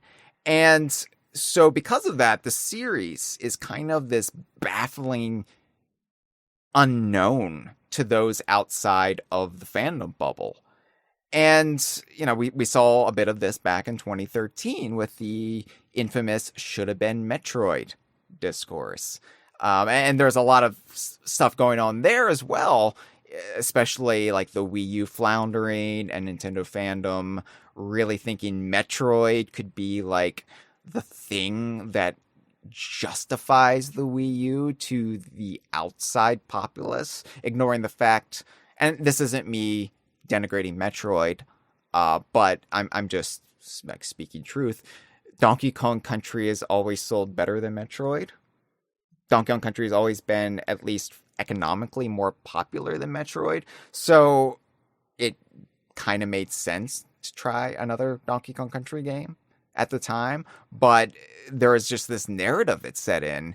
And yeah, I call it kind of a hierarchy of cultural interest and hobbies where there's always somebody looking to punch down somebody else to validate their own geeky niche interest. Am I wrong? No, I mean, I also wrote about that in the essay too, although you made it a little more specific talking about the Nintendo example. But I do think that everyone, I mean, it makes me question, like, it's good to have some introspection, and it's like, well, is there anyone that I punch down on or think myself above? And, sure. It's just something to watch out for in your daily life, and maybe be a little, like, aware so that you don't fall into the same traps. But because, yeah, I would say there was always, in the old days, there was, like, this release valve for, like, Nintendo, where you had the, like, Nintendo-Sega rivalry and the Mario versus Sonic rivalry, so they were just going back and forth at each other. But then, since Sega is no longer really, like, its own separate pinnacle, and they have a lot of other stuff going on these days, so that's kind of less of a thing. And, I mean, there's still some kind of weird Mario-Sonic sniping, like, Sonic is getting its own racing game right now, and it has a bunch of crossover characters, and people are all, like, going back and forth on if it's gonna be better than Mario Kart World or whatever. But for the most part, I would say that that's, not as big as it used to be. Yeah. So, yeah, I do think the DK franchise has, for the reasons you described, been for a long time one of the, like, socially lower tiers on the, like, online Nintendo game, like, things that people take seriously, things that people, like, consider, like, a prestige Nintendo franchise or whatever. Mm-hmm. DK is a little bit lower on the list, and even if the games are fun or whatever, people don't, the big influencers or whatnot don't really consider it something worth looking at in the same, like, amount of respect and awe that they might give to Zelda or Metroid or something. Right. Even though the games have historically sold very well, been, like, very, like, graphically impressive and, like, definitive, had incredibly outstanding music, and had all of these, like, marks of quality in addition to being popular, but still, for some reason, because, I don't know, is it just because it's about monkeys? Is that all it comes back to at the end of the day? Like, I don't know. I think, yeah, well, I think it's easy to dismiss it because a lot of people in that generation didn't necessarily have an in with it. Like, I really like Donkey Kong Jungle Beat, and I really respect it, but that wasn't an in for a lot of people. Donkey Konga, somebody might have played that, and that was their first Donkey Kong game, but that's not going to leave this lasting impression. Well, like, wow, I can't wait to know more about that dancing elephant in the lower corner of the screen. Wow. Yeah. It is true, right, that, like, a lot of, I guess what you'd call the Nintendo YouTube universe or whatever, they seem to be of a generation that's just, like, slightly younger than us, old enough to start being, like, YouTube influencers, but a little younger than we are, and they're kind of like GameCube kids, or... Yeah. So that was a very bleak time for Donkey Kong, for sure. Sure. Yeah, I mean... And we still had plenty of games, like the pay-on games. They definitely were great and great for fan service, and we still love so many of the things that were introduced in those games. Xananab, we all want to see Xananab again. We all love Xananab here, but it's nothing that really drew in the same amount of people that, like, the big high-profile GameCube games were bringing in and making lifelong fans out of. And you're right, like, the Donkey Kong Country fans, the ones who carry the torch from, let's say, Donkey Kong 64 in 1999 to Donkey Kong Country Returns in 2010, they tended to be the older fans. And there were people who got into Donkey Kong around this time. So many people in our community discovered Donkey Kong via the Game Boy Advance remake trilogy, which sold so well that Nintendo decided to keep making Donkey Kong Country. But you would also get people who would like maybe get hand-me-down games from their older siblings, and that's how they would discover Donkey Kong. So there were still people coming in, and they are still like became part of our community. But by and large, we're just talking about like the broader Nintendo fandom here. And yeah, so Donkey Kong has always been, if not a reliable punching bag, because I don't think a lot of these people have any malice towards Donkey Kong, but you do see it whenever a new Donkey Kong game is announced. When it's time for Donkey Kong's turn in the spotlight, it's like, why are you doing Donkey Kong? This should have been Metroid. This should have been 3D Mario. And thankfully, I think Bonanza will be the turning point. Bonanza is going to make a new generation of Donkey Kong fans. And they might not be that vocal at first. It's going to be like the Mario Kart World fans, the younger people who are just loving Mario Kart World. And then in a decade, you're going to see all these takes. Mario Kart World was my Mario Kart. Mario Kart World, the best of the Mario Karts. And so it's going to take a while for them to kind of percolate in. But I think we are at this turning point where Donkey Kong, specifically because this is Nintendo's mission, right, is to make Donkey Kong A-list brand again for the company. We're getting Bonanza. We're just coming off of the launch of the theme parks in Japan and the United States. And, you know, it's really an exciting time and a surreal time for those of us who weathered the storm and all these eras post buyout. But yeah, it's, you know, it's funny to see like these inter Nintendo fandom battles, because like we could keep going, we could keep broadening the horizons of these like hierarchies. Sports, for example.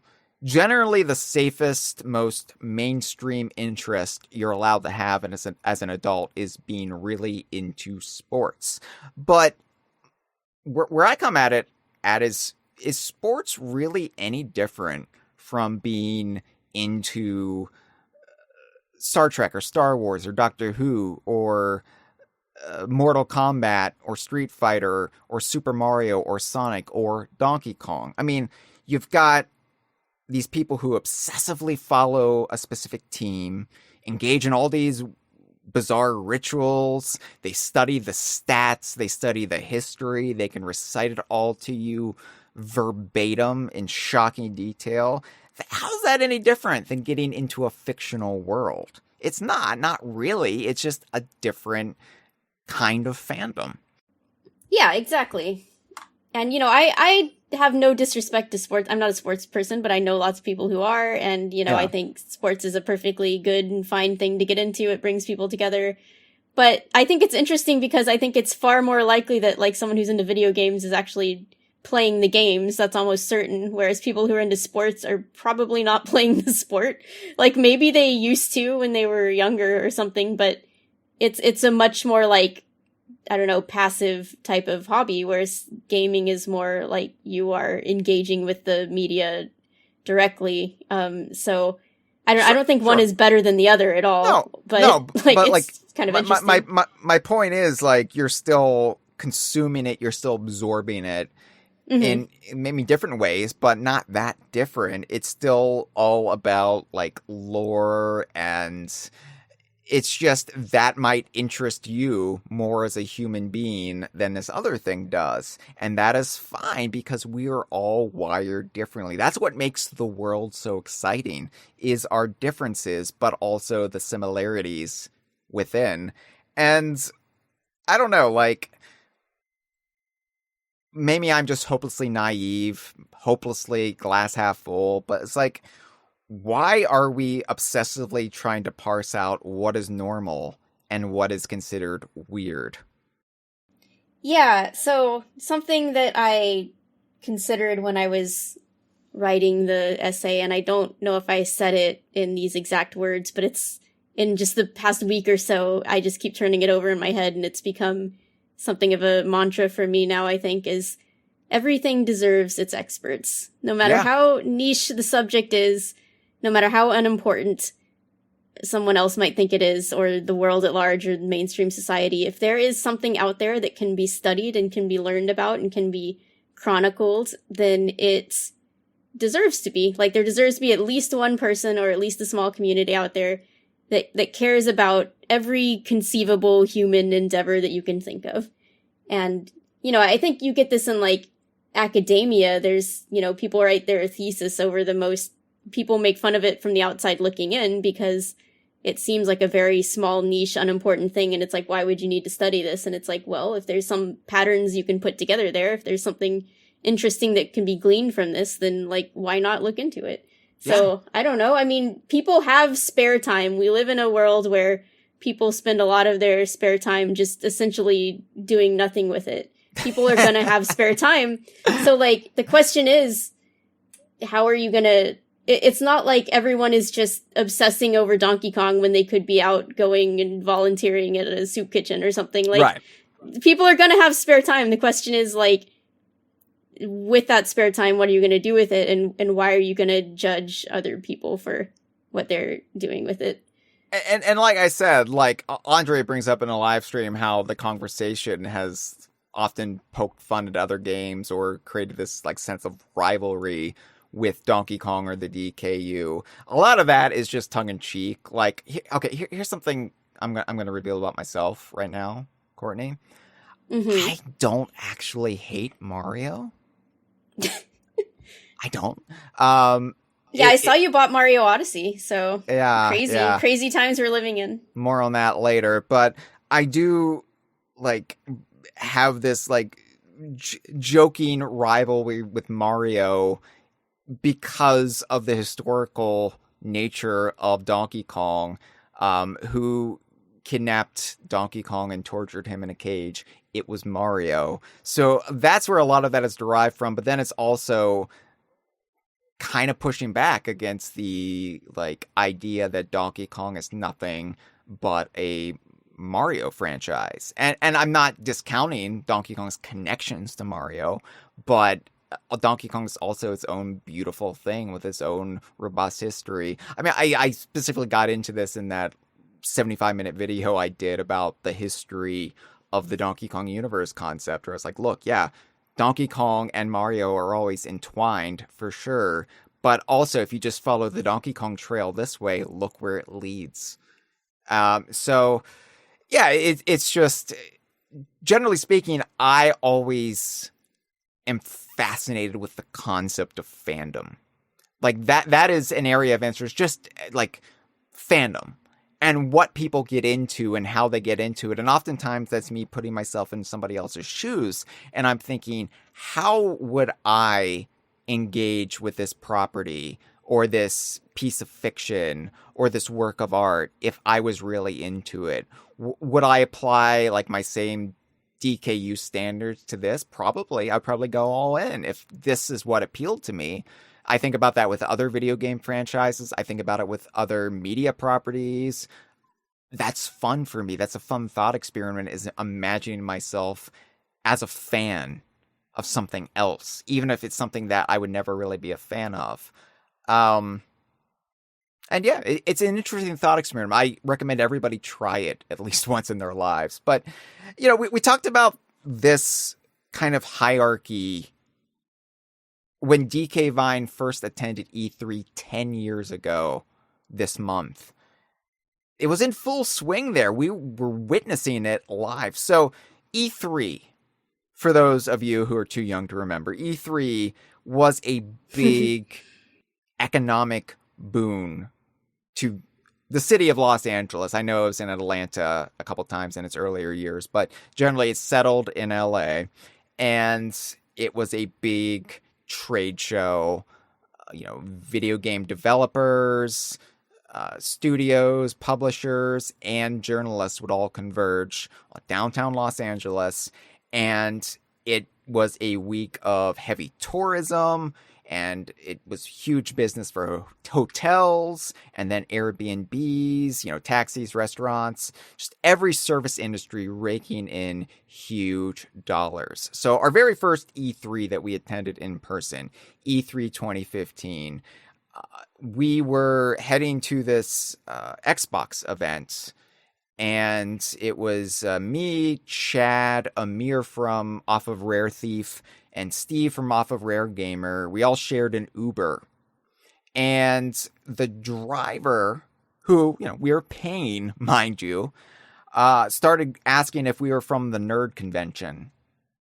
And just started going off about the nerd convention, talking down about it. And it's like, cool.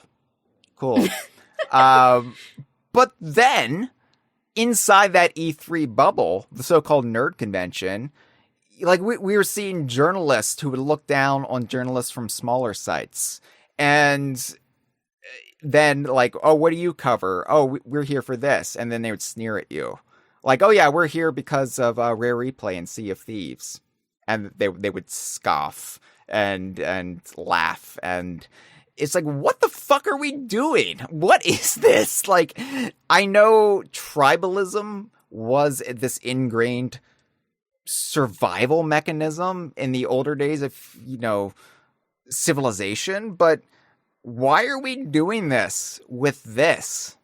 What, what is happening here? It's staggering to me, and it's still staggering, even when I should know better, even when I should be accustomed to it. And, maybe it's because we haven't had a new high-profile Donkey Kong game in 11 years, but yeah, we're still doing this. And I shouldn't be surprised, pulling up the regular news, seeing that, all of our differences that are pulling us apart, and being magnified, that we can't even get it together when we're more alike than different. But, jeez, just let me enjoy my gorilla game. God.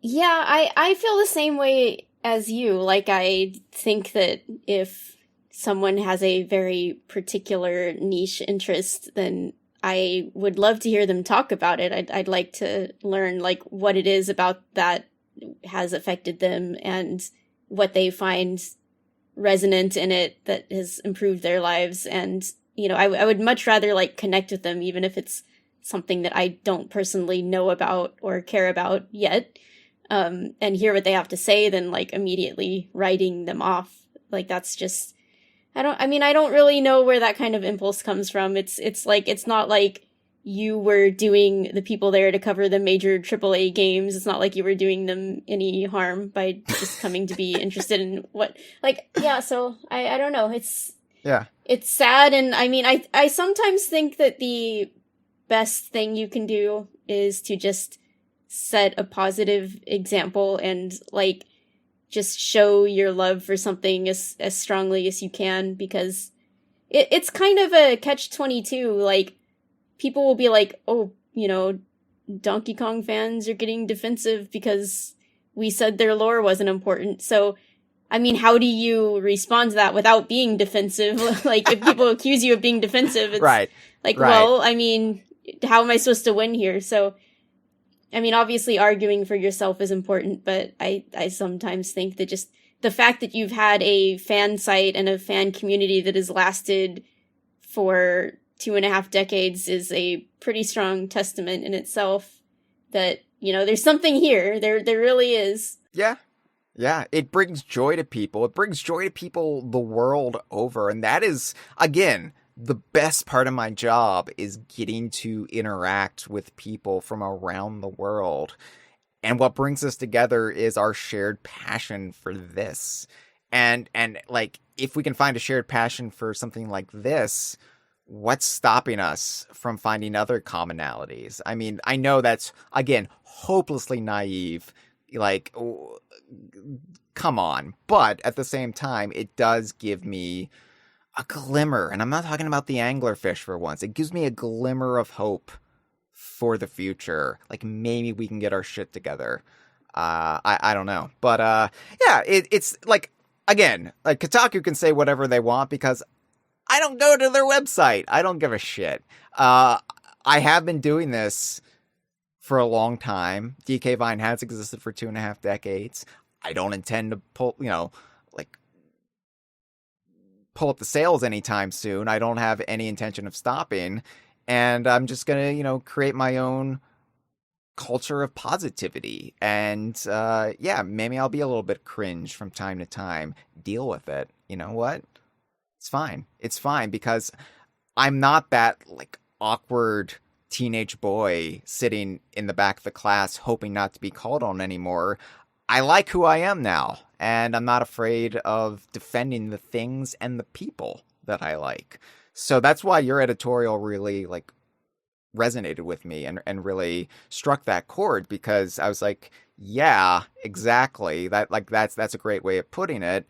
And that is why ultimately caring about lore isn't a bad thing, especially if you don't let it consume you. Now we are going to get into the thing that people are pointing their fingers at our community for and are laughing about. We are going to get into why Donkey Kong Bananza probably won't ruin Donkey Kong's lore and backstory all that much. This is not something we can speak on any great authority to because we have not played the game. We have not experienced the full story waiting to be told. But I feel like it's important to give a glimpse into what some of the most hardcore Donkey Kong fans are actually thinking right now. And I can't speak for everyone, but I think the way some of us have been portrayed by some of these larger influencers, it's kind of a laugh. And I just want to hey, no, this is how I'm perceiving all this right now. Get off my back. But before that, we do have some calls. I did have to limit it again. I kept this to 5 calls this time.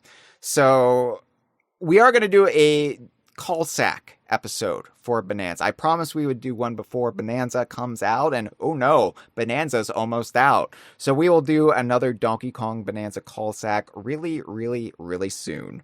If you would like to call the DK Vine hotline, dial 1-202-630-VINE. It's 8463. Leave a message. Keep it under 3 minutes, please. But if you can keep it even shorter than that, even better.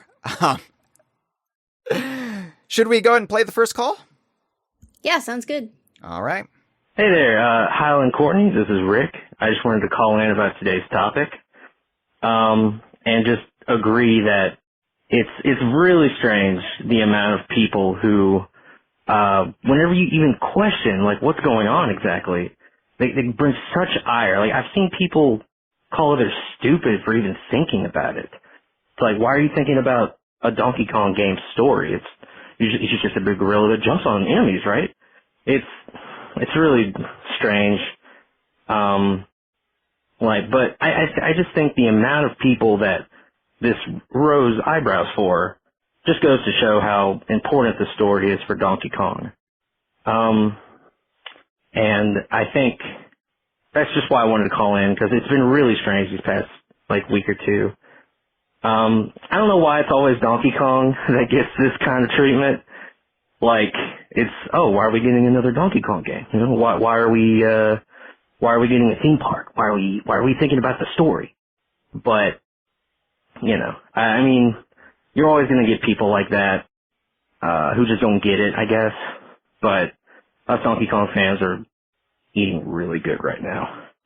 But, yeah, but on the topic, it's if we got a new Mario game where he's younger, he's got no mustache, he's saving Peach from an elderly woman's home, I think people would question that, and I kind of doubt people would be looking at them like they're silly. So, that's all I got on that. I can't wait to listen to the podcast. I'm so excited for Bonanza. I think that video was one of the best hype videos for any game I've ever seen. I had to go back and play something. I'm playing Jungle Beat, and I've beaten it before, but now I'm trying to get all the platinum medals, and my arms are so tired. They're numb, but It's a lot of fun. I love the podcast. I'm a driver for UPS, and the podcast goes a long way for me. So thanks, guys, a lot. I really enjoy it, and take it easy. Well, thank you so much for the call.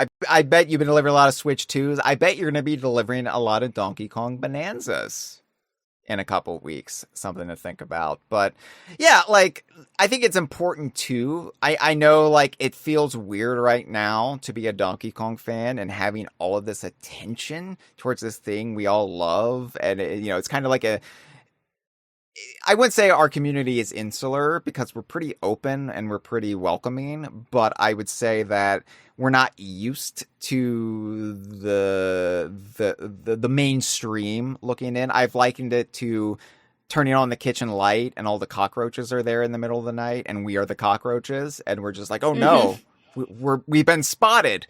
But I think it's important also not to let anybody diminish your enjoyment of this moment, because we haven't had moments like this in a long, long time. Hopefully they're going to become more commonplace, but I think it is important to savor it to your own speed and don't really concern yourself what other people are saying. And yeah, I agree that Donkey Kong Bananza Direct, outside of all of the weird takes it inspired, it was legitimately wonderful to watch. It was amazing to just have that much unfiltered Donkey Kong content and like information all at once. I've never had that in my entire existence as a fan. The closest would be those old VHS tapes Nintendo would send out, like the Banjo-Kazooie one or Donkey Kong Country Exposed, But even that, this was like longer than those. So, yeah. Yeah, like, I do say that aside from all the weird takes, the reaction to the Direct seems like it was really positive. I think people were very wary and burnt after that Mario Kart World Direct where they really didn't reveal a lot of new stuff, but this one, people were really, like, wowed by all of the new surprises they had in store, and just the way it was presented and everything was really good, so good to hear. Yeah. So, and like, I think coming out of this, as I said, there will be so many more Donkey Kong fans and so many people who do care about the world of Donkey Kong. It won't be as weird a thing in just a few weeks' time. So my biggest concern is trying to remain as unspoiled as possible while I play it. And I don't think that's going to happen, unfortunately. Running DK Vine, I don't think that's going to happen, but I'm going to try my best. All right. You ready for the second call? Yep.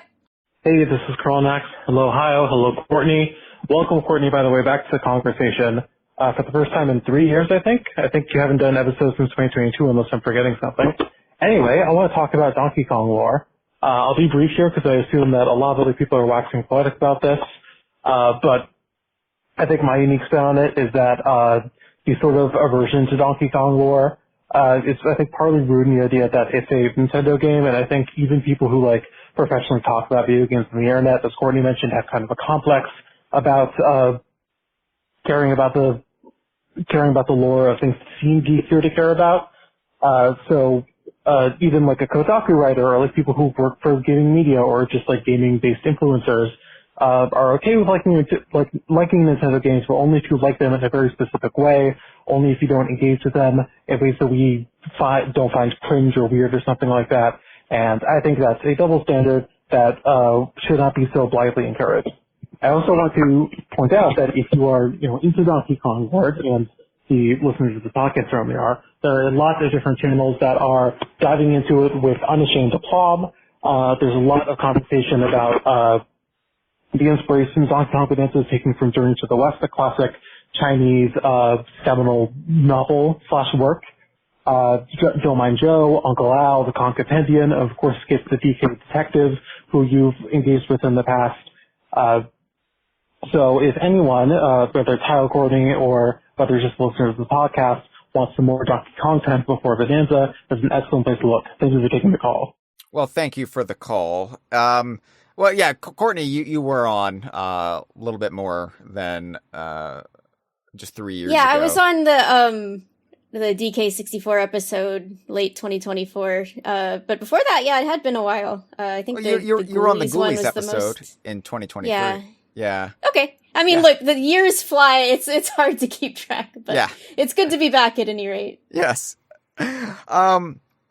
But yeah, it's kind of like what we've been saying this entire episode. There is that weird double standard, and then you can like even break it down within Nintendo fandom, and Donkey Kong is always kind of on the outside looking in from that. But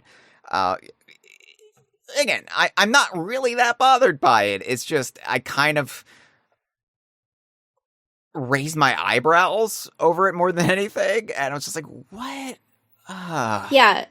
So I do want to say that I have been checking out some of these YouTube videos because I kind of watch or half watch a lot of YouTube videos when I'm drawing. And to some extent, I've kind of held back a bit because I really love all the theory crafting, but I also am kind of like easily swayed by stuff like that because I'm like, oh yeah, that seems so convincing, and I don't want to like get too emotionally attached to the... Sure. So a lot of these center specifically around K. Rool, who, as you may know, is my favorite video game character of all time, and I would really love to see him back, and it's really, really cool to see how many people feel the same way and are like trying to imagine ways that he could secretly be in Bonanza, even though we haven't seen him yet.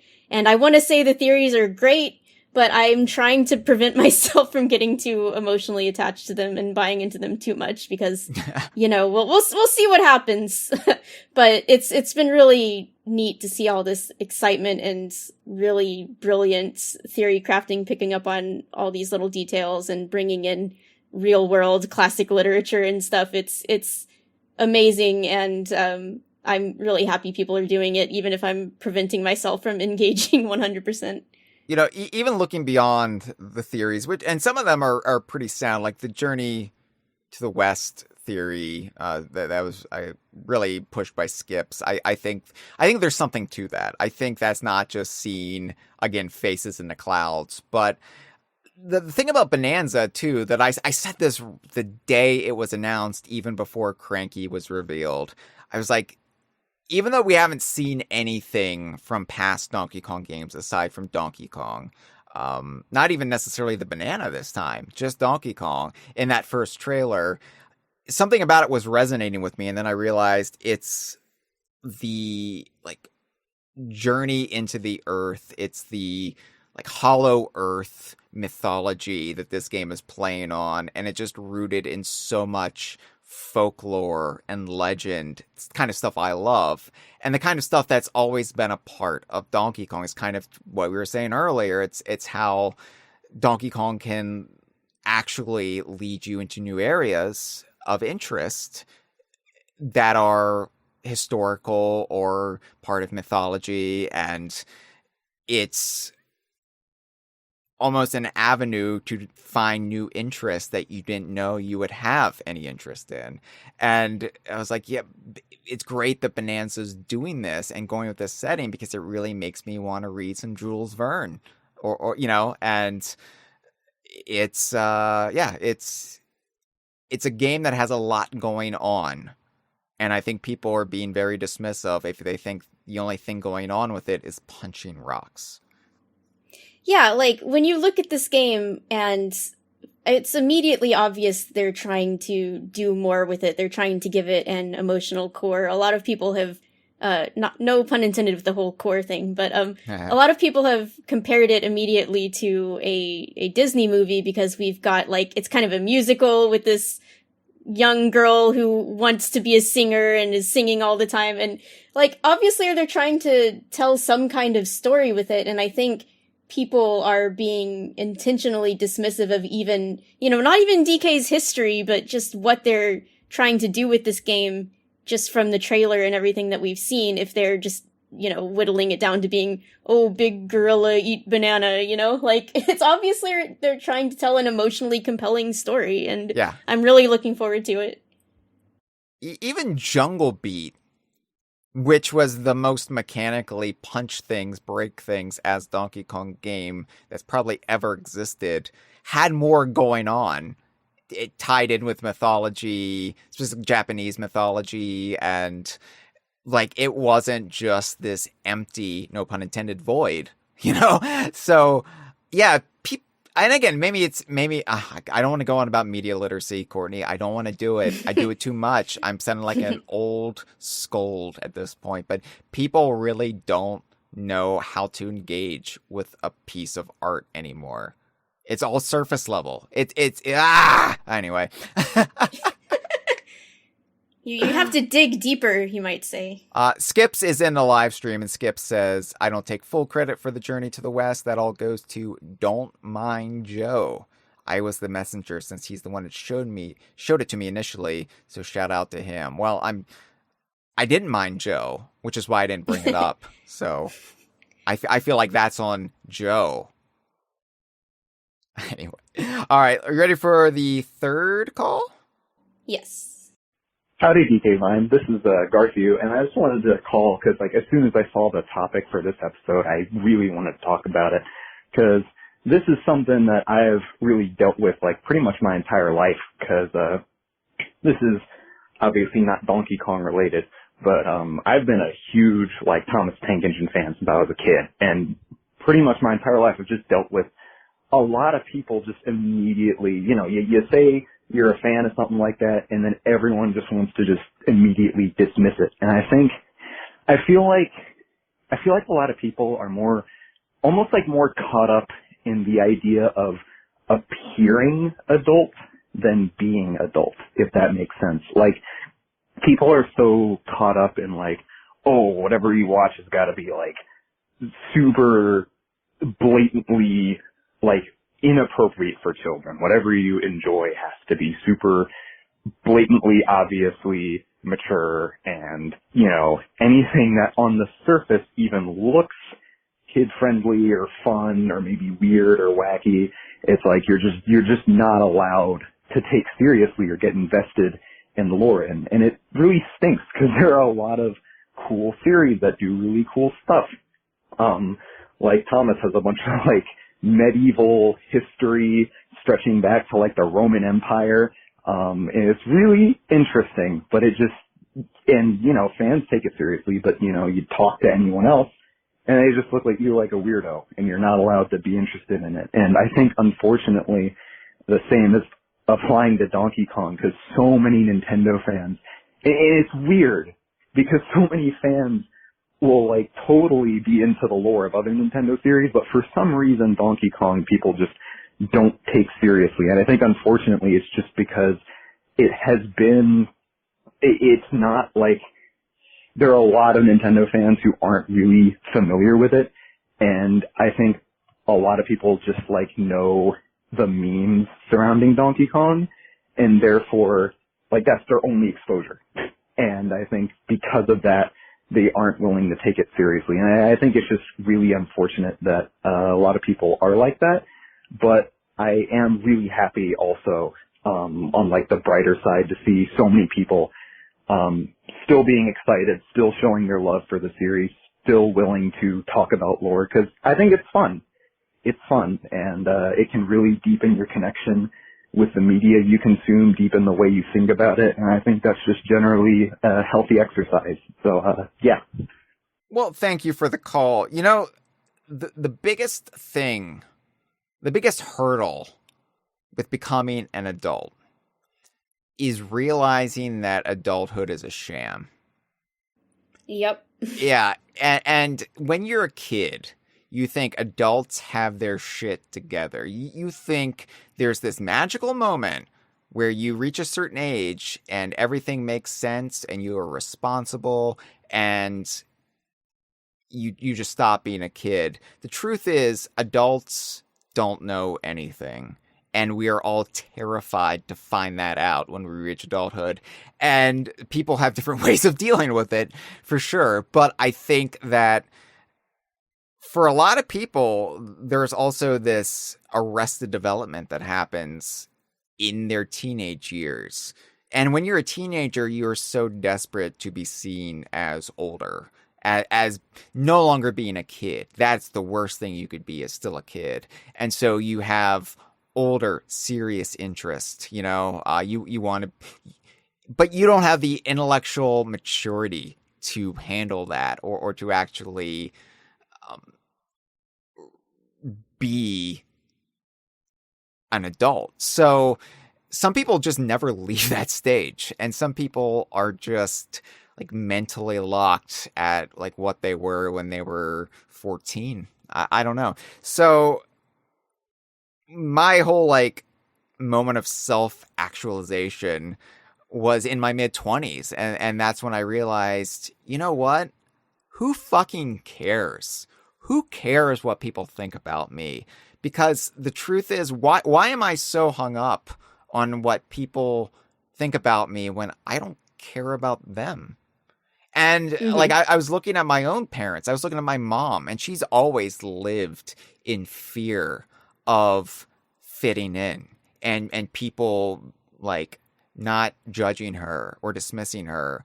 And so she was always just like instilling this in me as a kid, and it fucked me up. Just like little things like, oh, you got to get a haircut. Your hair is too long. She'll still say this to me every time she sees me, by the way. But I realized, like, that is just the unhealthiest way to live your life. And so many people live their life like that. And I was just like, you know what? I'm just going to like what I like and embrace it. And for a few years, it seemed like that was just the way the world was breaking. And then maybe because of social media, maybe because of the algorithm, it ended up swinging the other way. But I'm not changing who I am. And yeah, if you like Thomas the Tank Engine, yeah, go for it. Like, embrace it. I think that's great. And yeah, and you know, that's what I was talking about earlier. Like, I did not know that the Thomas franchise had history that went back, you know, before you would think of like trains actually existing. So that's interesting to know. It's right. Stuff like that. I like it. I enjoy hearing stuff like that from other people. Ringo Starr. We love it. We love it. So and yeah, like, I think that the thing about Donkey Kong Fandom is we talk about how it's like on the outside, on the outside margins of Nintendo fandom, but it is home to one of the longest persevering fandoms that like has weathered a very, very extensive drought, and we all keep good humor about it. We all are generally like passionate but healthy about our fandom. And so I think there is something remarkable about the Donkey Kong fandom and how it has lasted in its current incarnation for over 30 years. So yeah, like I'm not stressed about what other people really think about us, because we're always bringing in new recruits anyway. We're always replenishing our ranks. So even if Bonanza wasn't coming, I would feel confident about that. So yeah, good times. All right, call number 4. Hello, I'm calling to talk about donkey lore.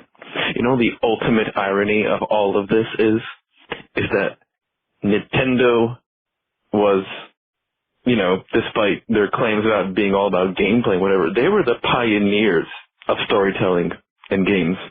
Donkey Kong was one of the first games with a cutscene. I think Pac-Man was the first one.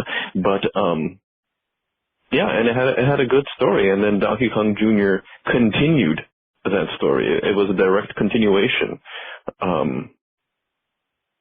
So it's kind of weird. Even your precious Mario games have some continuity. That's right, nerds. Guess what the sunken ship in Super Mario World is? It's one of the ships from Super Mario 3. That's continuity. And Super Mario 64 was directly referenced as happening before Super Mario Sunshine. There you go, nerds. So what the hell is this? Nintendo doesn't care about lore and continuity. Yeah, sometimes. But look what Miyamoto is out doing now. He's making movies. What is this? I don't know. It is kind of contradictory, to be honest, but, yeah. So I just wanted to say that. And I like that article. I think your co-host is Courtney. I really liked her article about King K. Rool. It made me cry. Bye.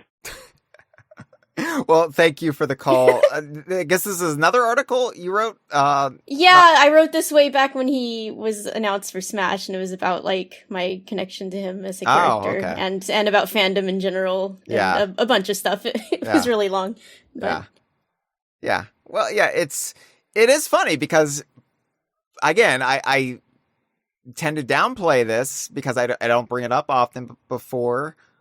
Donkey Kong Country, my favorite video game series, was Super Mario. And you bet I looked for connections there. Even when there wasn't a whole lot, I thought the greatest thing in the world was that sunken ghost ship in Super Mario World from Super Mario Brothers 3. I was like, oh, that's wild. Like, I like, they can do that? They can reference stuff like that? That's great. That really like made it feel like it was an actual follow-up to Super Mario Brothers 3. And yeah, nobody's pretending that this is breaking any new ground as far as story goes, or this is like award-winning writing that's going behind these games, but we care about the characters, we care about the world, we love mentally residing in this world. Donkey Kong Island, the Greater Archipelago. And if you're a fan of Mario and Donkey Kong, you know, you probably extend that to just everything. But yeah, it's like we have perspective. We know this isn't like The Last of Us or anything. Like, I mean, maybe it'll get that dark. I don't know, but probably not. And it's fine. Like, it's like we're all healthy adults. We're all like keeping perspective here. We're not like deluding ourselves. We know what's up and we have good humor about it. So yeah. And like, I don't know, the people making, you know, the Mario games, the Donkey Kong games, whatever, they do care about continuity as well. And so I feel like just because certain things change over time doesn't mean that there's no continuity whatsoever. And like, you know, people are quick to write off anything as just being like, oh, it's just a reference. It doesn't like mean anything. They just put it in there to be a little Easter egg and like a little wink. And so it's sort of this, this bias against recognizing what's confirmation bias, like where when you see something that would be like, oh, this does mean that this is connected to this, people are just like, no, it's just an Easter egg. It doesn't actually, you know, like we would say, like if Royston was in Ukulele, that means that Ukulele is connected to Banjo-Kazooie, but other people would say, no, they just put that in as a reference. Right. So it's like a different way of looking at things, but I feel like people are just kind of quick to write off the little hints and nods that people do put in their games because they just don't want to look deeper into it, and so they assume it must be a very like shallow surface level thing. Here on the Kongversation, we call that goalpost moving as a little nod to all of our sports fans out there. A little sports reference, football, American football, gridiron football. But yeah, it's like you can like lay, and people were doing that with my like 75-minute video explaining the Donkey Kong universe concept and how it evolved naturally at Rare over the late 90s into the early aughts. And, you know, you would lay this out. Now, this doesn't mean this. We know that. But people would just be like, well, that doesn't count. That doesn't count. That doesn't count. That doesn't count. That just like trying to say like, oh, yeah, all that stuff you just laid out. Well, that's not true. And it's like, and I had that baked into the script. Like, I was ready for it, but people still did it anyway. So it's just, yeah, there's always going to be people who refuse to engage with something the way you are. And you just kind of have to accept it, unfortunately. I've tried. I have tried. I've tried to get people to see my way of thinking, but it's just especially in this era, there are just people who are just completely unwilling to, and that's okay. Andre says, this is why you should get into Dark Souls, another From Software fandom, Hyle. Absolutely no one in that community will accuse you of overthinking the little incidental details. Well, I'm trying to be the change that I want to be. I'm trying to bring that to... I feel like the Rare fandom is there. Minus maybe Sea of Thieves, but I feel like the Rare fandom is there. I feel like it's the Nintendo fandom that needs swaying. But yeah, we'll see. I played Dark Souls for the first time last year, and it like appealed to me specifically way more than I thought, and it even is structured. It reminded me a lot of Banjo-Tooie of all games. So, but anyway, we can get to the call. I just wanted to shout out that yeah, Dark Souls and Rare games more similar than you'd think. I never played it because I don't play any games that aren't DKU. All right. But I have other interest. All right. One more call, and then we'll get into briefly why we think this is Much Ado About Nothing, which was a play by William Shakespeare. And I know that because I have other interest besides Donkey Kong. What's up, DK Vine? My name is Jackson. I'm a freaking first time, not long time. I've been, getting into it with Bonanza and everything. And I've been going through a lot of the older episodes too, and looking through all Hyle talking about all the rumors and stuff. And it's been a great time. So I just wanted to thank you guys. And it's also been just wonderful content to have on while I play my own Switch too. I had the Mario Kart episode on while I was laying down. I fell asleep to it. I woke up halfway through, and you guys were talking about dipping your amiibos in blood or something. Or Nintendo's gonna sell blood amiibos. I forget exactly, but it was great. Anyway, I'm gonna try and get to my question here. I know we're talking about lore today, and I'm definitely a story over lore. I think most people making things, that's kind of what they go for. If there's a decision in the story, I want Pauline to be younger and have that father-daughter type relationship, they're gonna go for that over lore, right? Now I'm also a fan of a lot of childish things, not just Donkey Kong, no offense, but I love the Minions, my little Illumination boys. I like those movies a lot more than the Mario movie, actually, not a fan. The whole tangent aside, but my point is, in those movies, there is lore because, there's dates of when was Gru born and all these things. And then they do the Minions movie and that's a prequel and it goes back in time or whatever.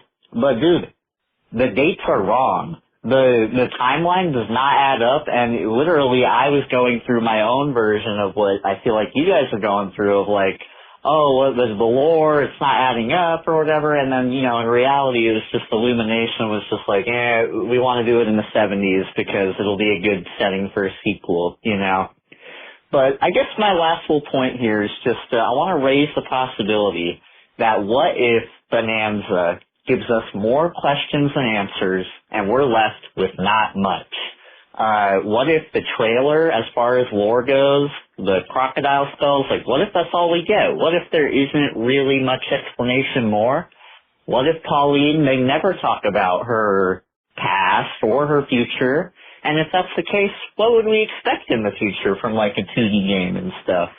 I heard these are about 3 minutes. I don't know if it's going to cut me off at any second. I'm also a bit of a dummy, so I hope that it sends it and doesn't delete it. But yeah, I'll ramble here for just a little bit as it wraps up. But basically, in the future, we got is it going to be a 2D game, 3D game, all that? Nope. And the rambling got cut off at the 3-minute mark. But thank you for the call.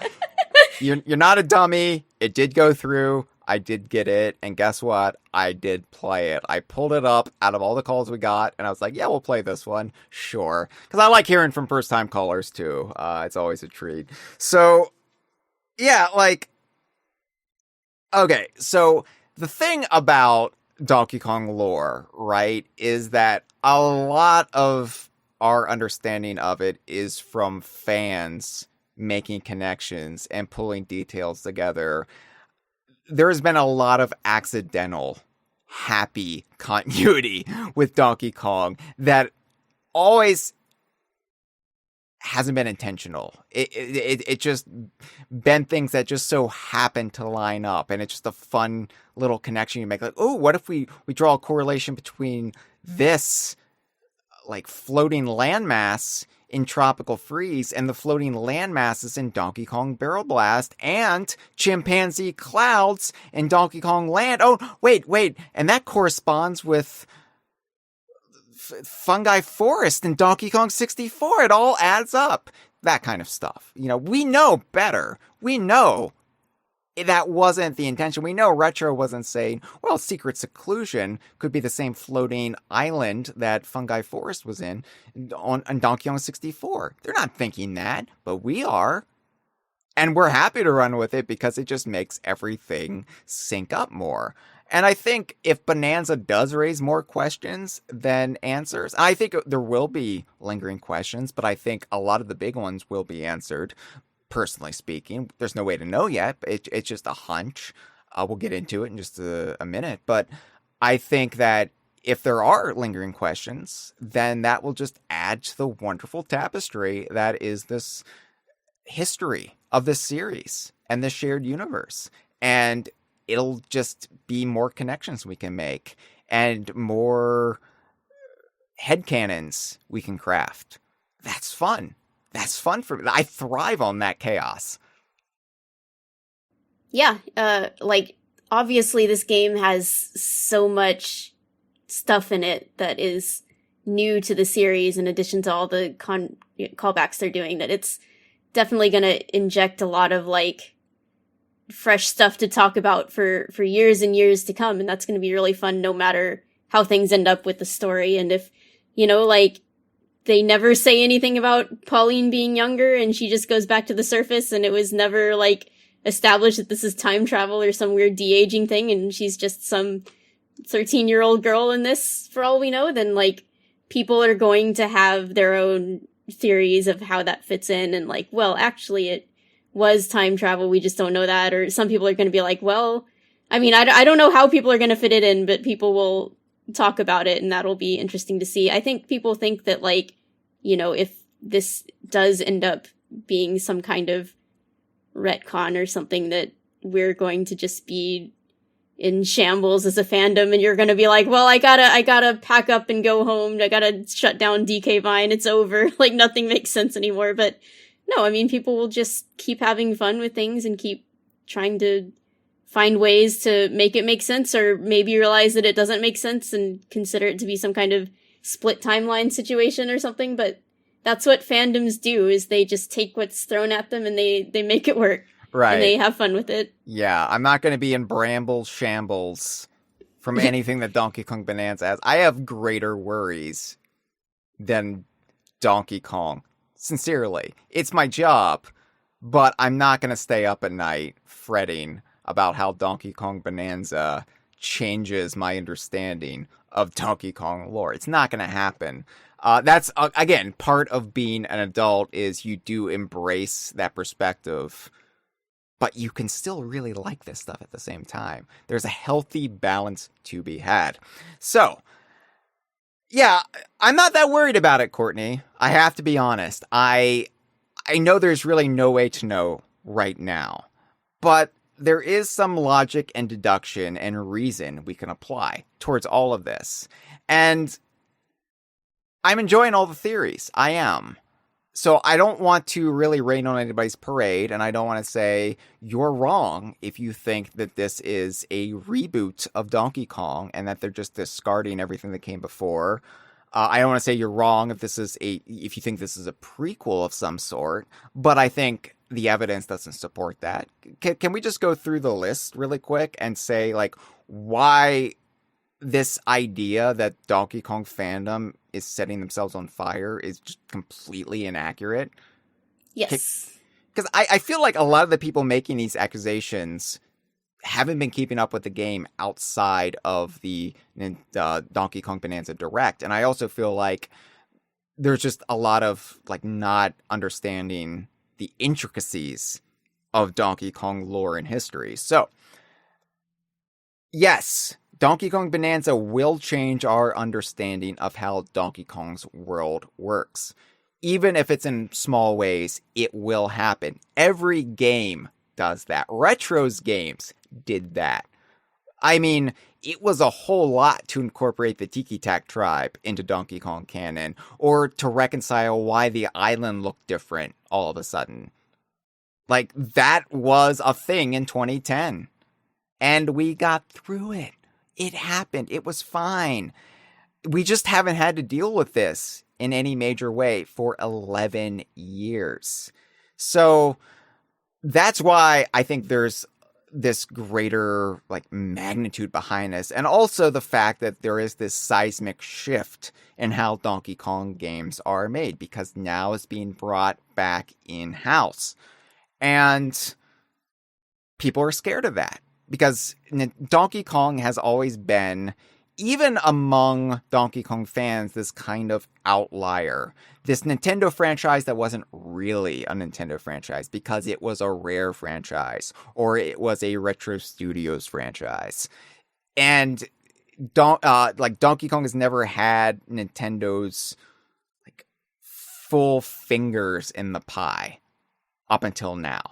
And so people are worried that it's just going to become Super Mario, or it's going to become something else and it's going to lose its own identity. And then you combine that with the redesign of the character and the slight redesign of Diddy and Dixie, and then you have the Pauline factor, and I think people are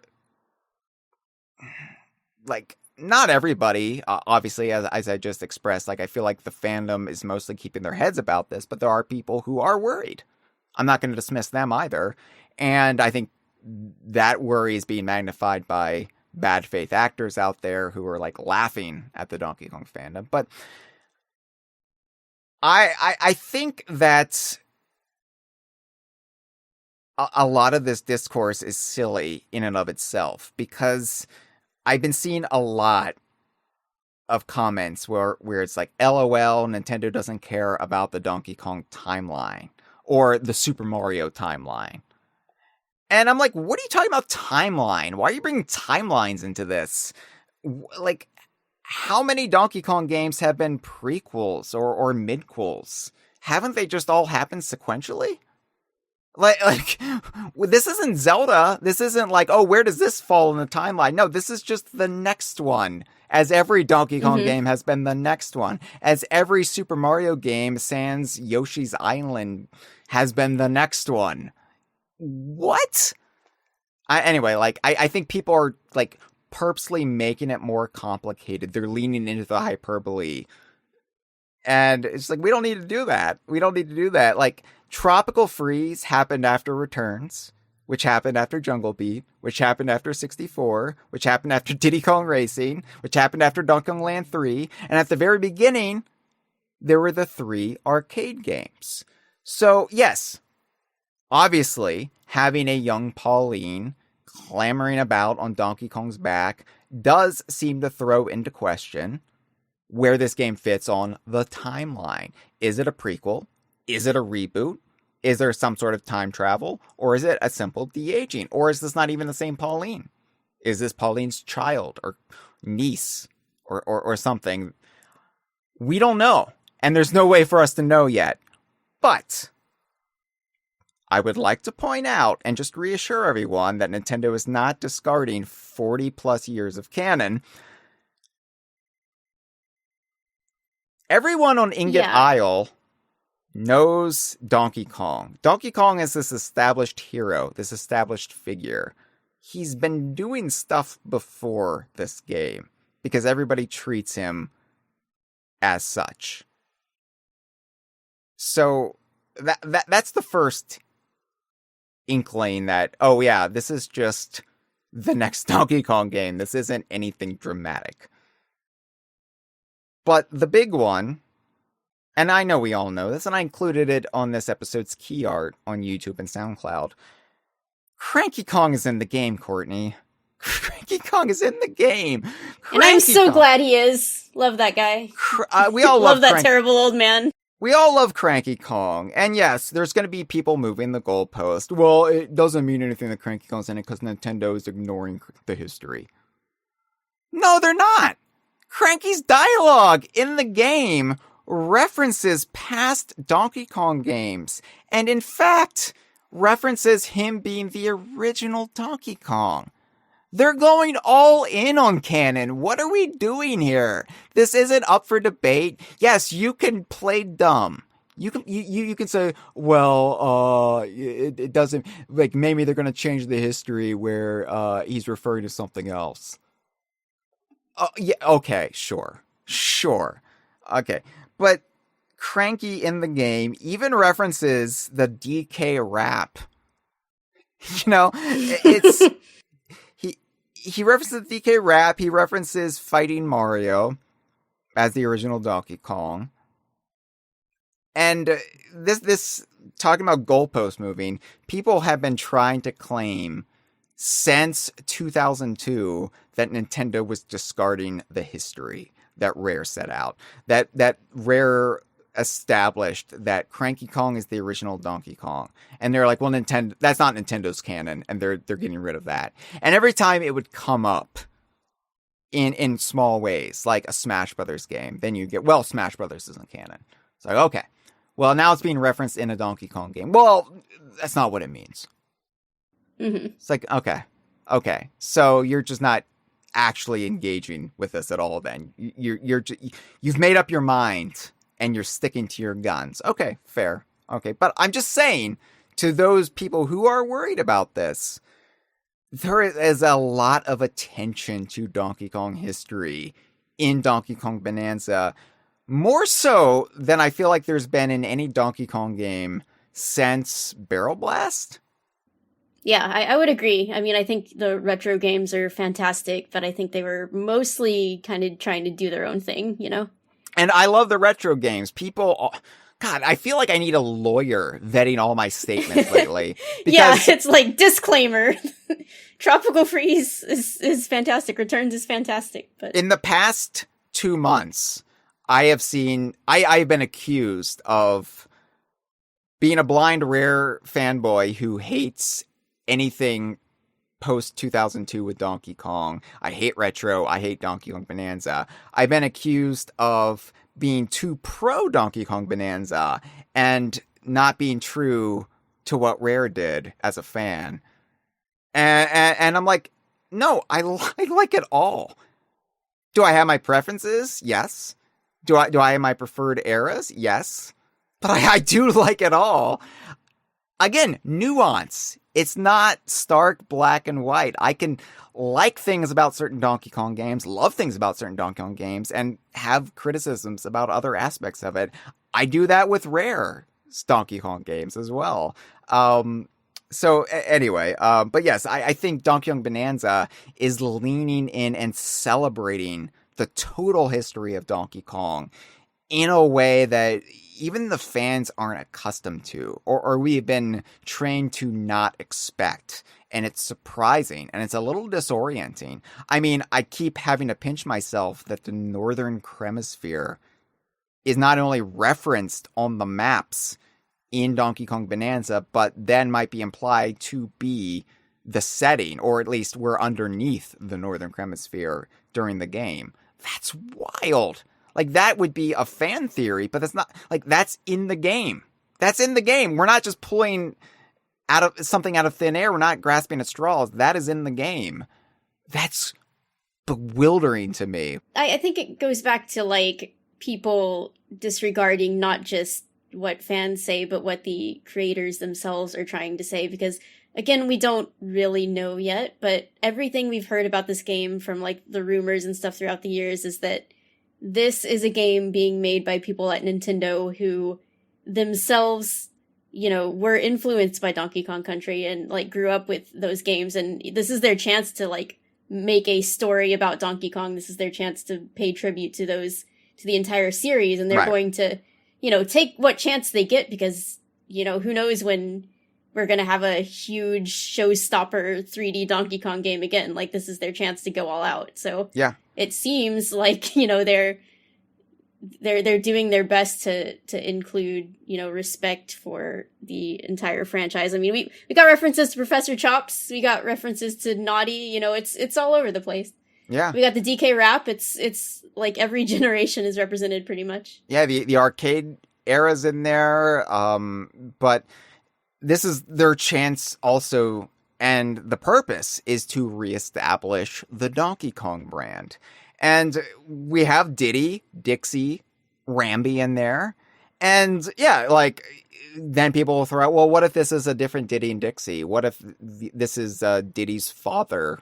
Yeah, this is getting ridiculous. Someone told me this theory like secondhand, but that like the DK in this game is actually Cranky, and the Cranky that we see is like Cranky's Cranky, and then like Diddy and Dixie are like also the parents of like the Diddy and Dixie we know. It's like, what the no, this like, just because there's a Donkey Kong who is this, you know, they pass down the name Donkey Kong doesn't mean like literally every Kong is just a complete clone of their parents. This is ridiculous. We had these theories when Returns came out, because there was a theory, what if the Cranky in this game is the Donkey Kong from the original Rare era? And what if the Diddy is Diddy's and Dixie's son? And I'm just like, yeah, no, like that's too far. That's like, and yeah, there's always going to be these fan theories, like what if this and what, and you're going to get that in a series that invites those theories because it established that in 1994 that there's this generational age up. So you're like, is there going to be another generational age up, or in this case, a generational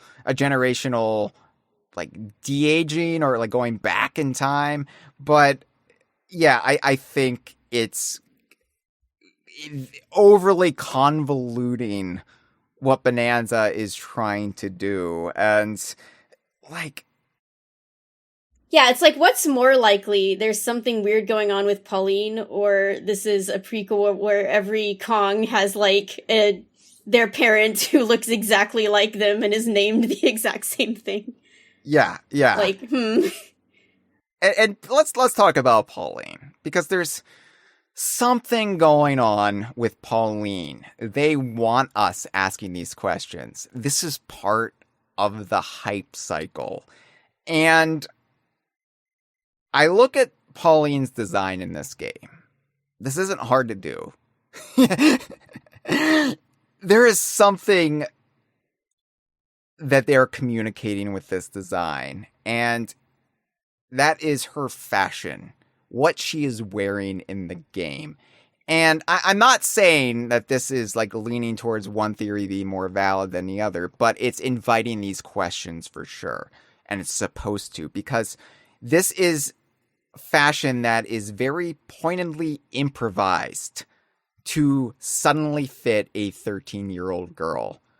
Her top is torn at the bottom, like just very like makeshift torn to fit. And yes, it's an homage to her Donkey Kong 94 artwork where Donkey Kong tore her dress. But that's not what's happening here. It's been torn off at the bottom to fit her. And she is wearing absurdly baggy jeans that are also rolled up to fit her. And she's not wearing shoes. So I feel like those are very obvious design choices to communicate to you, the player, that something is amiss about Pauline, aside from the fact that she had been a rock. Yeah. Can we just get into Occam's razor? Occam's razor ridge, if you will, really quick. Because what would be the point of saving this reveal of Pauline at all? They tried to keep it under wraps. They kind of failed because Nintendo of Korea uploaded the artwork by mistake. But they were trying to keep this under wraps from the April 2nd Switch 2 Direct to the Donkey Kong Bananza Direct. And they even had fake box art out there featuring Oddrock and all these art assets that don't actually serve any purpose. It was just to prolong this reveal that Pauline is Donkey Kong's partner in this game. So what would be the point of all of this if they didn't care and they were just slapping this character in there? Who cares about Donkey Kong lore? We're just let's just DH Pauline and yeah, who cares? Who cares? Punch rocks, whatever. No, like that would have just been part of the game from the start. There was like a purpose behind hiding this and getting people hyped up and questioning. This does just raise more questions than even Otterrock was invited at first. Like, who is Otterrock? What is Otterrock? Now it's, wait, Otterrock was Pauline? But why was Otterrock Pauline? Why is Pauline young? What's happening here? They want us asking these questions. And that, to me, suggests it's not that they don't care. No, they absolutely do care. Like, what will be the point of also changing the fundamental nature of the character of Pauline 7 weeks after the release of the big new Mario Kart game that has the adult Pauline existing aside the current design of Donkey Kong? Why would adult Pauline be in the game at all if they were just rebooting Donkey Kong because they don't care? Yeah, like, I mean, they've really built up the character of Pauline a lot over the past console generation. She went from being, like, kind of a relative obscure, almost like a fun fact, like, oh, did you know in the original arcade game, it's not actually Peach, it's this character called Pauline, and she was in, like, the Mario vs. DK games, but not everyone played those, and then suddenly she's back, and she's this, like, super important character, and, you know, she's singing the theme songs and everything, and they put her in all the spin-offs, and she's a major deal. She's a character that, like, has become super popular. Everyone loves her. And then she even had a little cameo in the Mario movie where she was an adult and she was the mayor of New York there. And then, yeah, so like, the fact that they would build her up so much and then to just be like, oh, just kidding, she's a kid now. Like, something, like, obviously people are gonna ask questions about this. Obviously. It's not like she was some random character they plucked out of, like, a game from 30 years ago and decided to just change her because they just wanted to use an old character but kind of retcon them. No, like, she's a big deal. Yeah. If this was a young Stanley the Bugman, sure. Maybe this would all be valid. But it's not. She was in a game that came out a few weeks ago as her, like, regular traditional adult form. Are we really, like, willfully trying to descend into nihilism to the point where we're actively deluding ourselves and playing dumb to this extent? I don't get it. I just don't understand how we just can't apply Occam's razor and say, oh yeah, there's something up with this. Can't wait to find out. Yeah, I mean, I think that people, I don't know, do they just think that, like, Nintendo isn't capable or that they wouldn't want to play some games with their own fandom in this way? Like, I think they expect Nintendo to be a very, like, straightforward company. Like, they're gonna tell you what's in this game and here's how it is. But, I mean, they've already shown us that they're messing with us because they had fake box art for this game, which they replaced. Like, they're having fun. They're building up hype and excitement and questions for what's going on in the story of this game. And I think that's great. And it makes me sad to see people, like, just imagining that, you know, like, they want to read it at the most surface level possible and think that there couldn't possibly be anything interesting going on here. Yeah, reading it at surface level about a game that's all about going deeper and deeper and deeper. That's the irony. And that's what, like, I think that's part of the game. I think that is part of the plot, is, like, deception and transformation and, like, what's beyond the next door and like, what is going on here? This is a game that invites that. Like, I do understand, like, the like desire to just succumb to hyperbole because it's more dramatic, and some people just want a good train wreck. They want to experience a fandom melting down because they can get some sort of vicarious joy. They can feel something for a few minutes while they're doom scrolling on social media.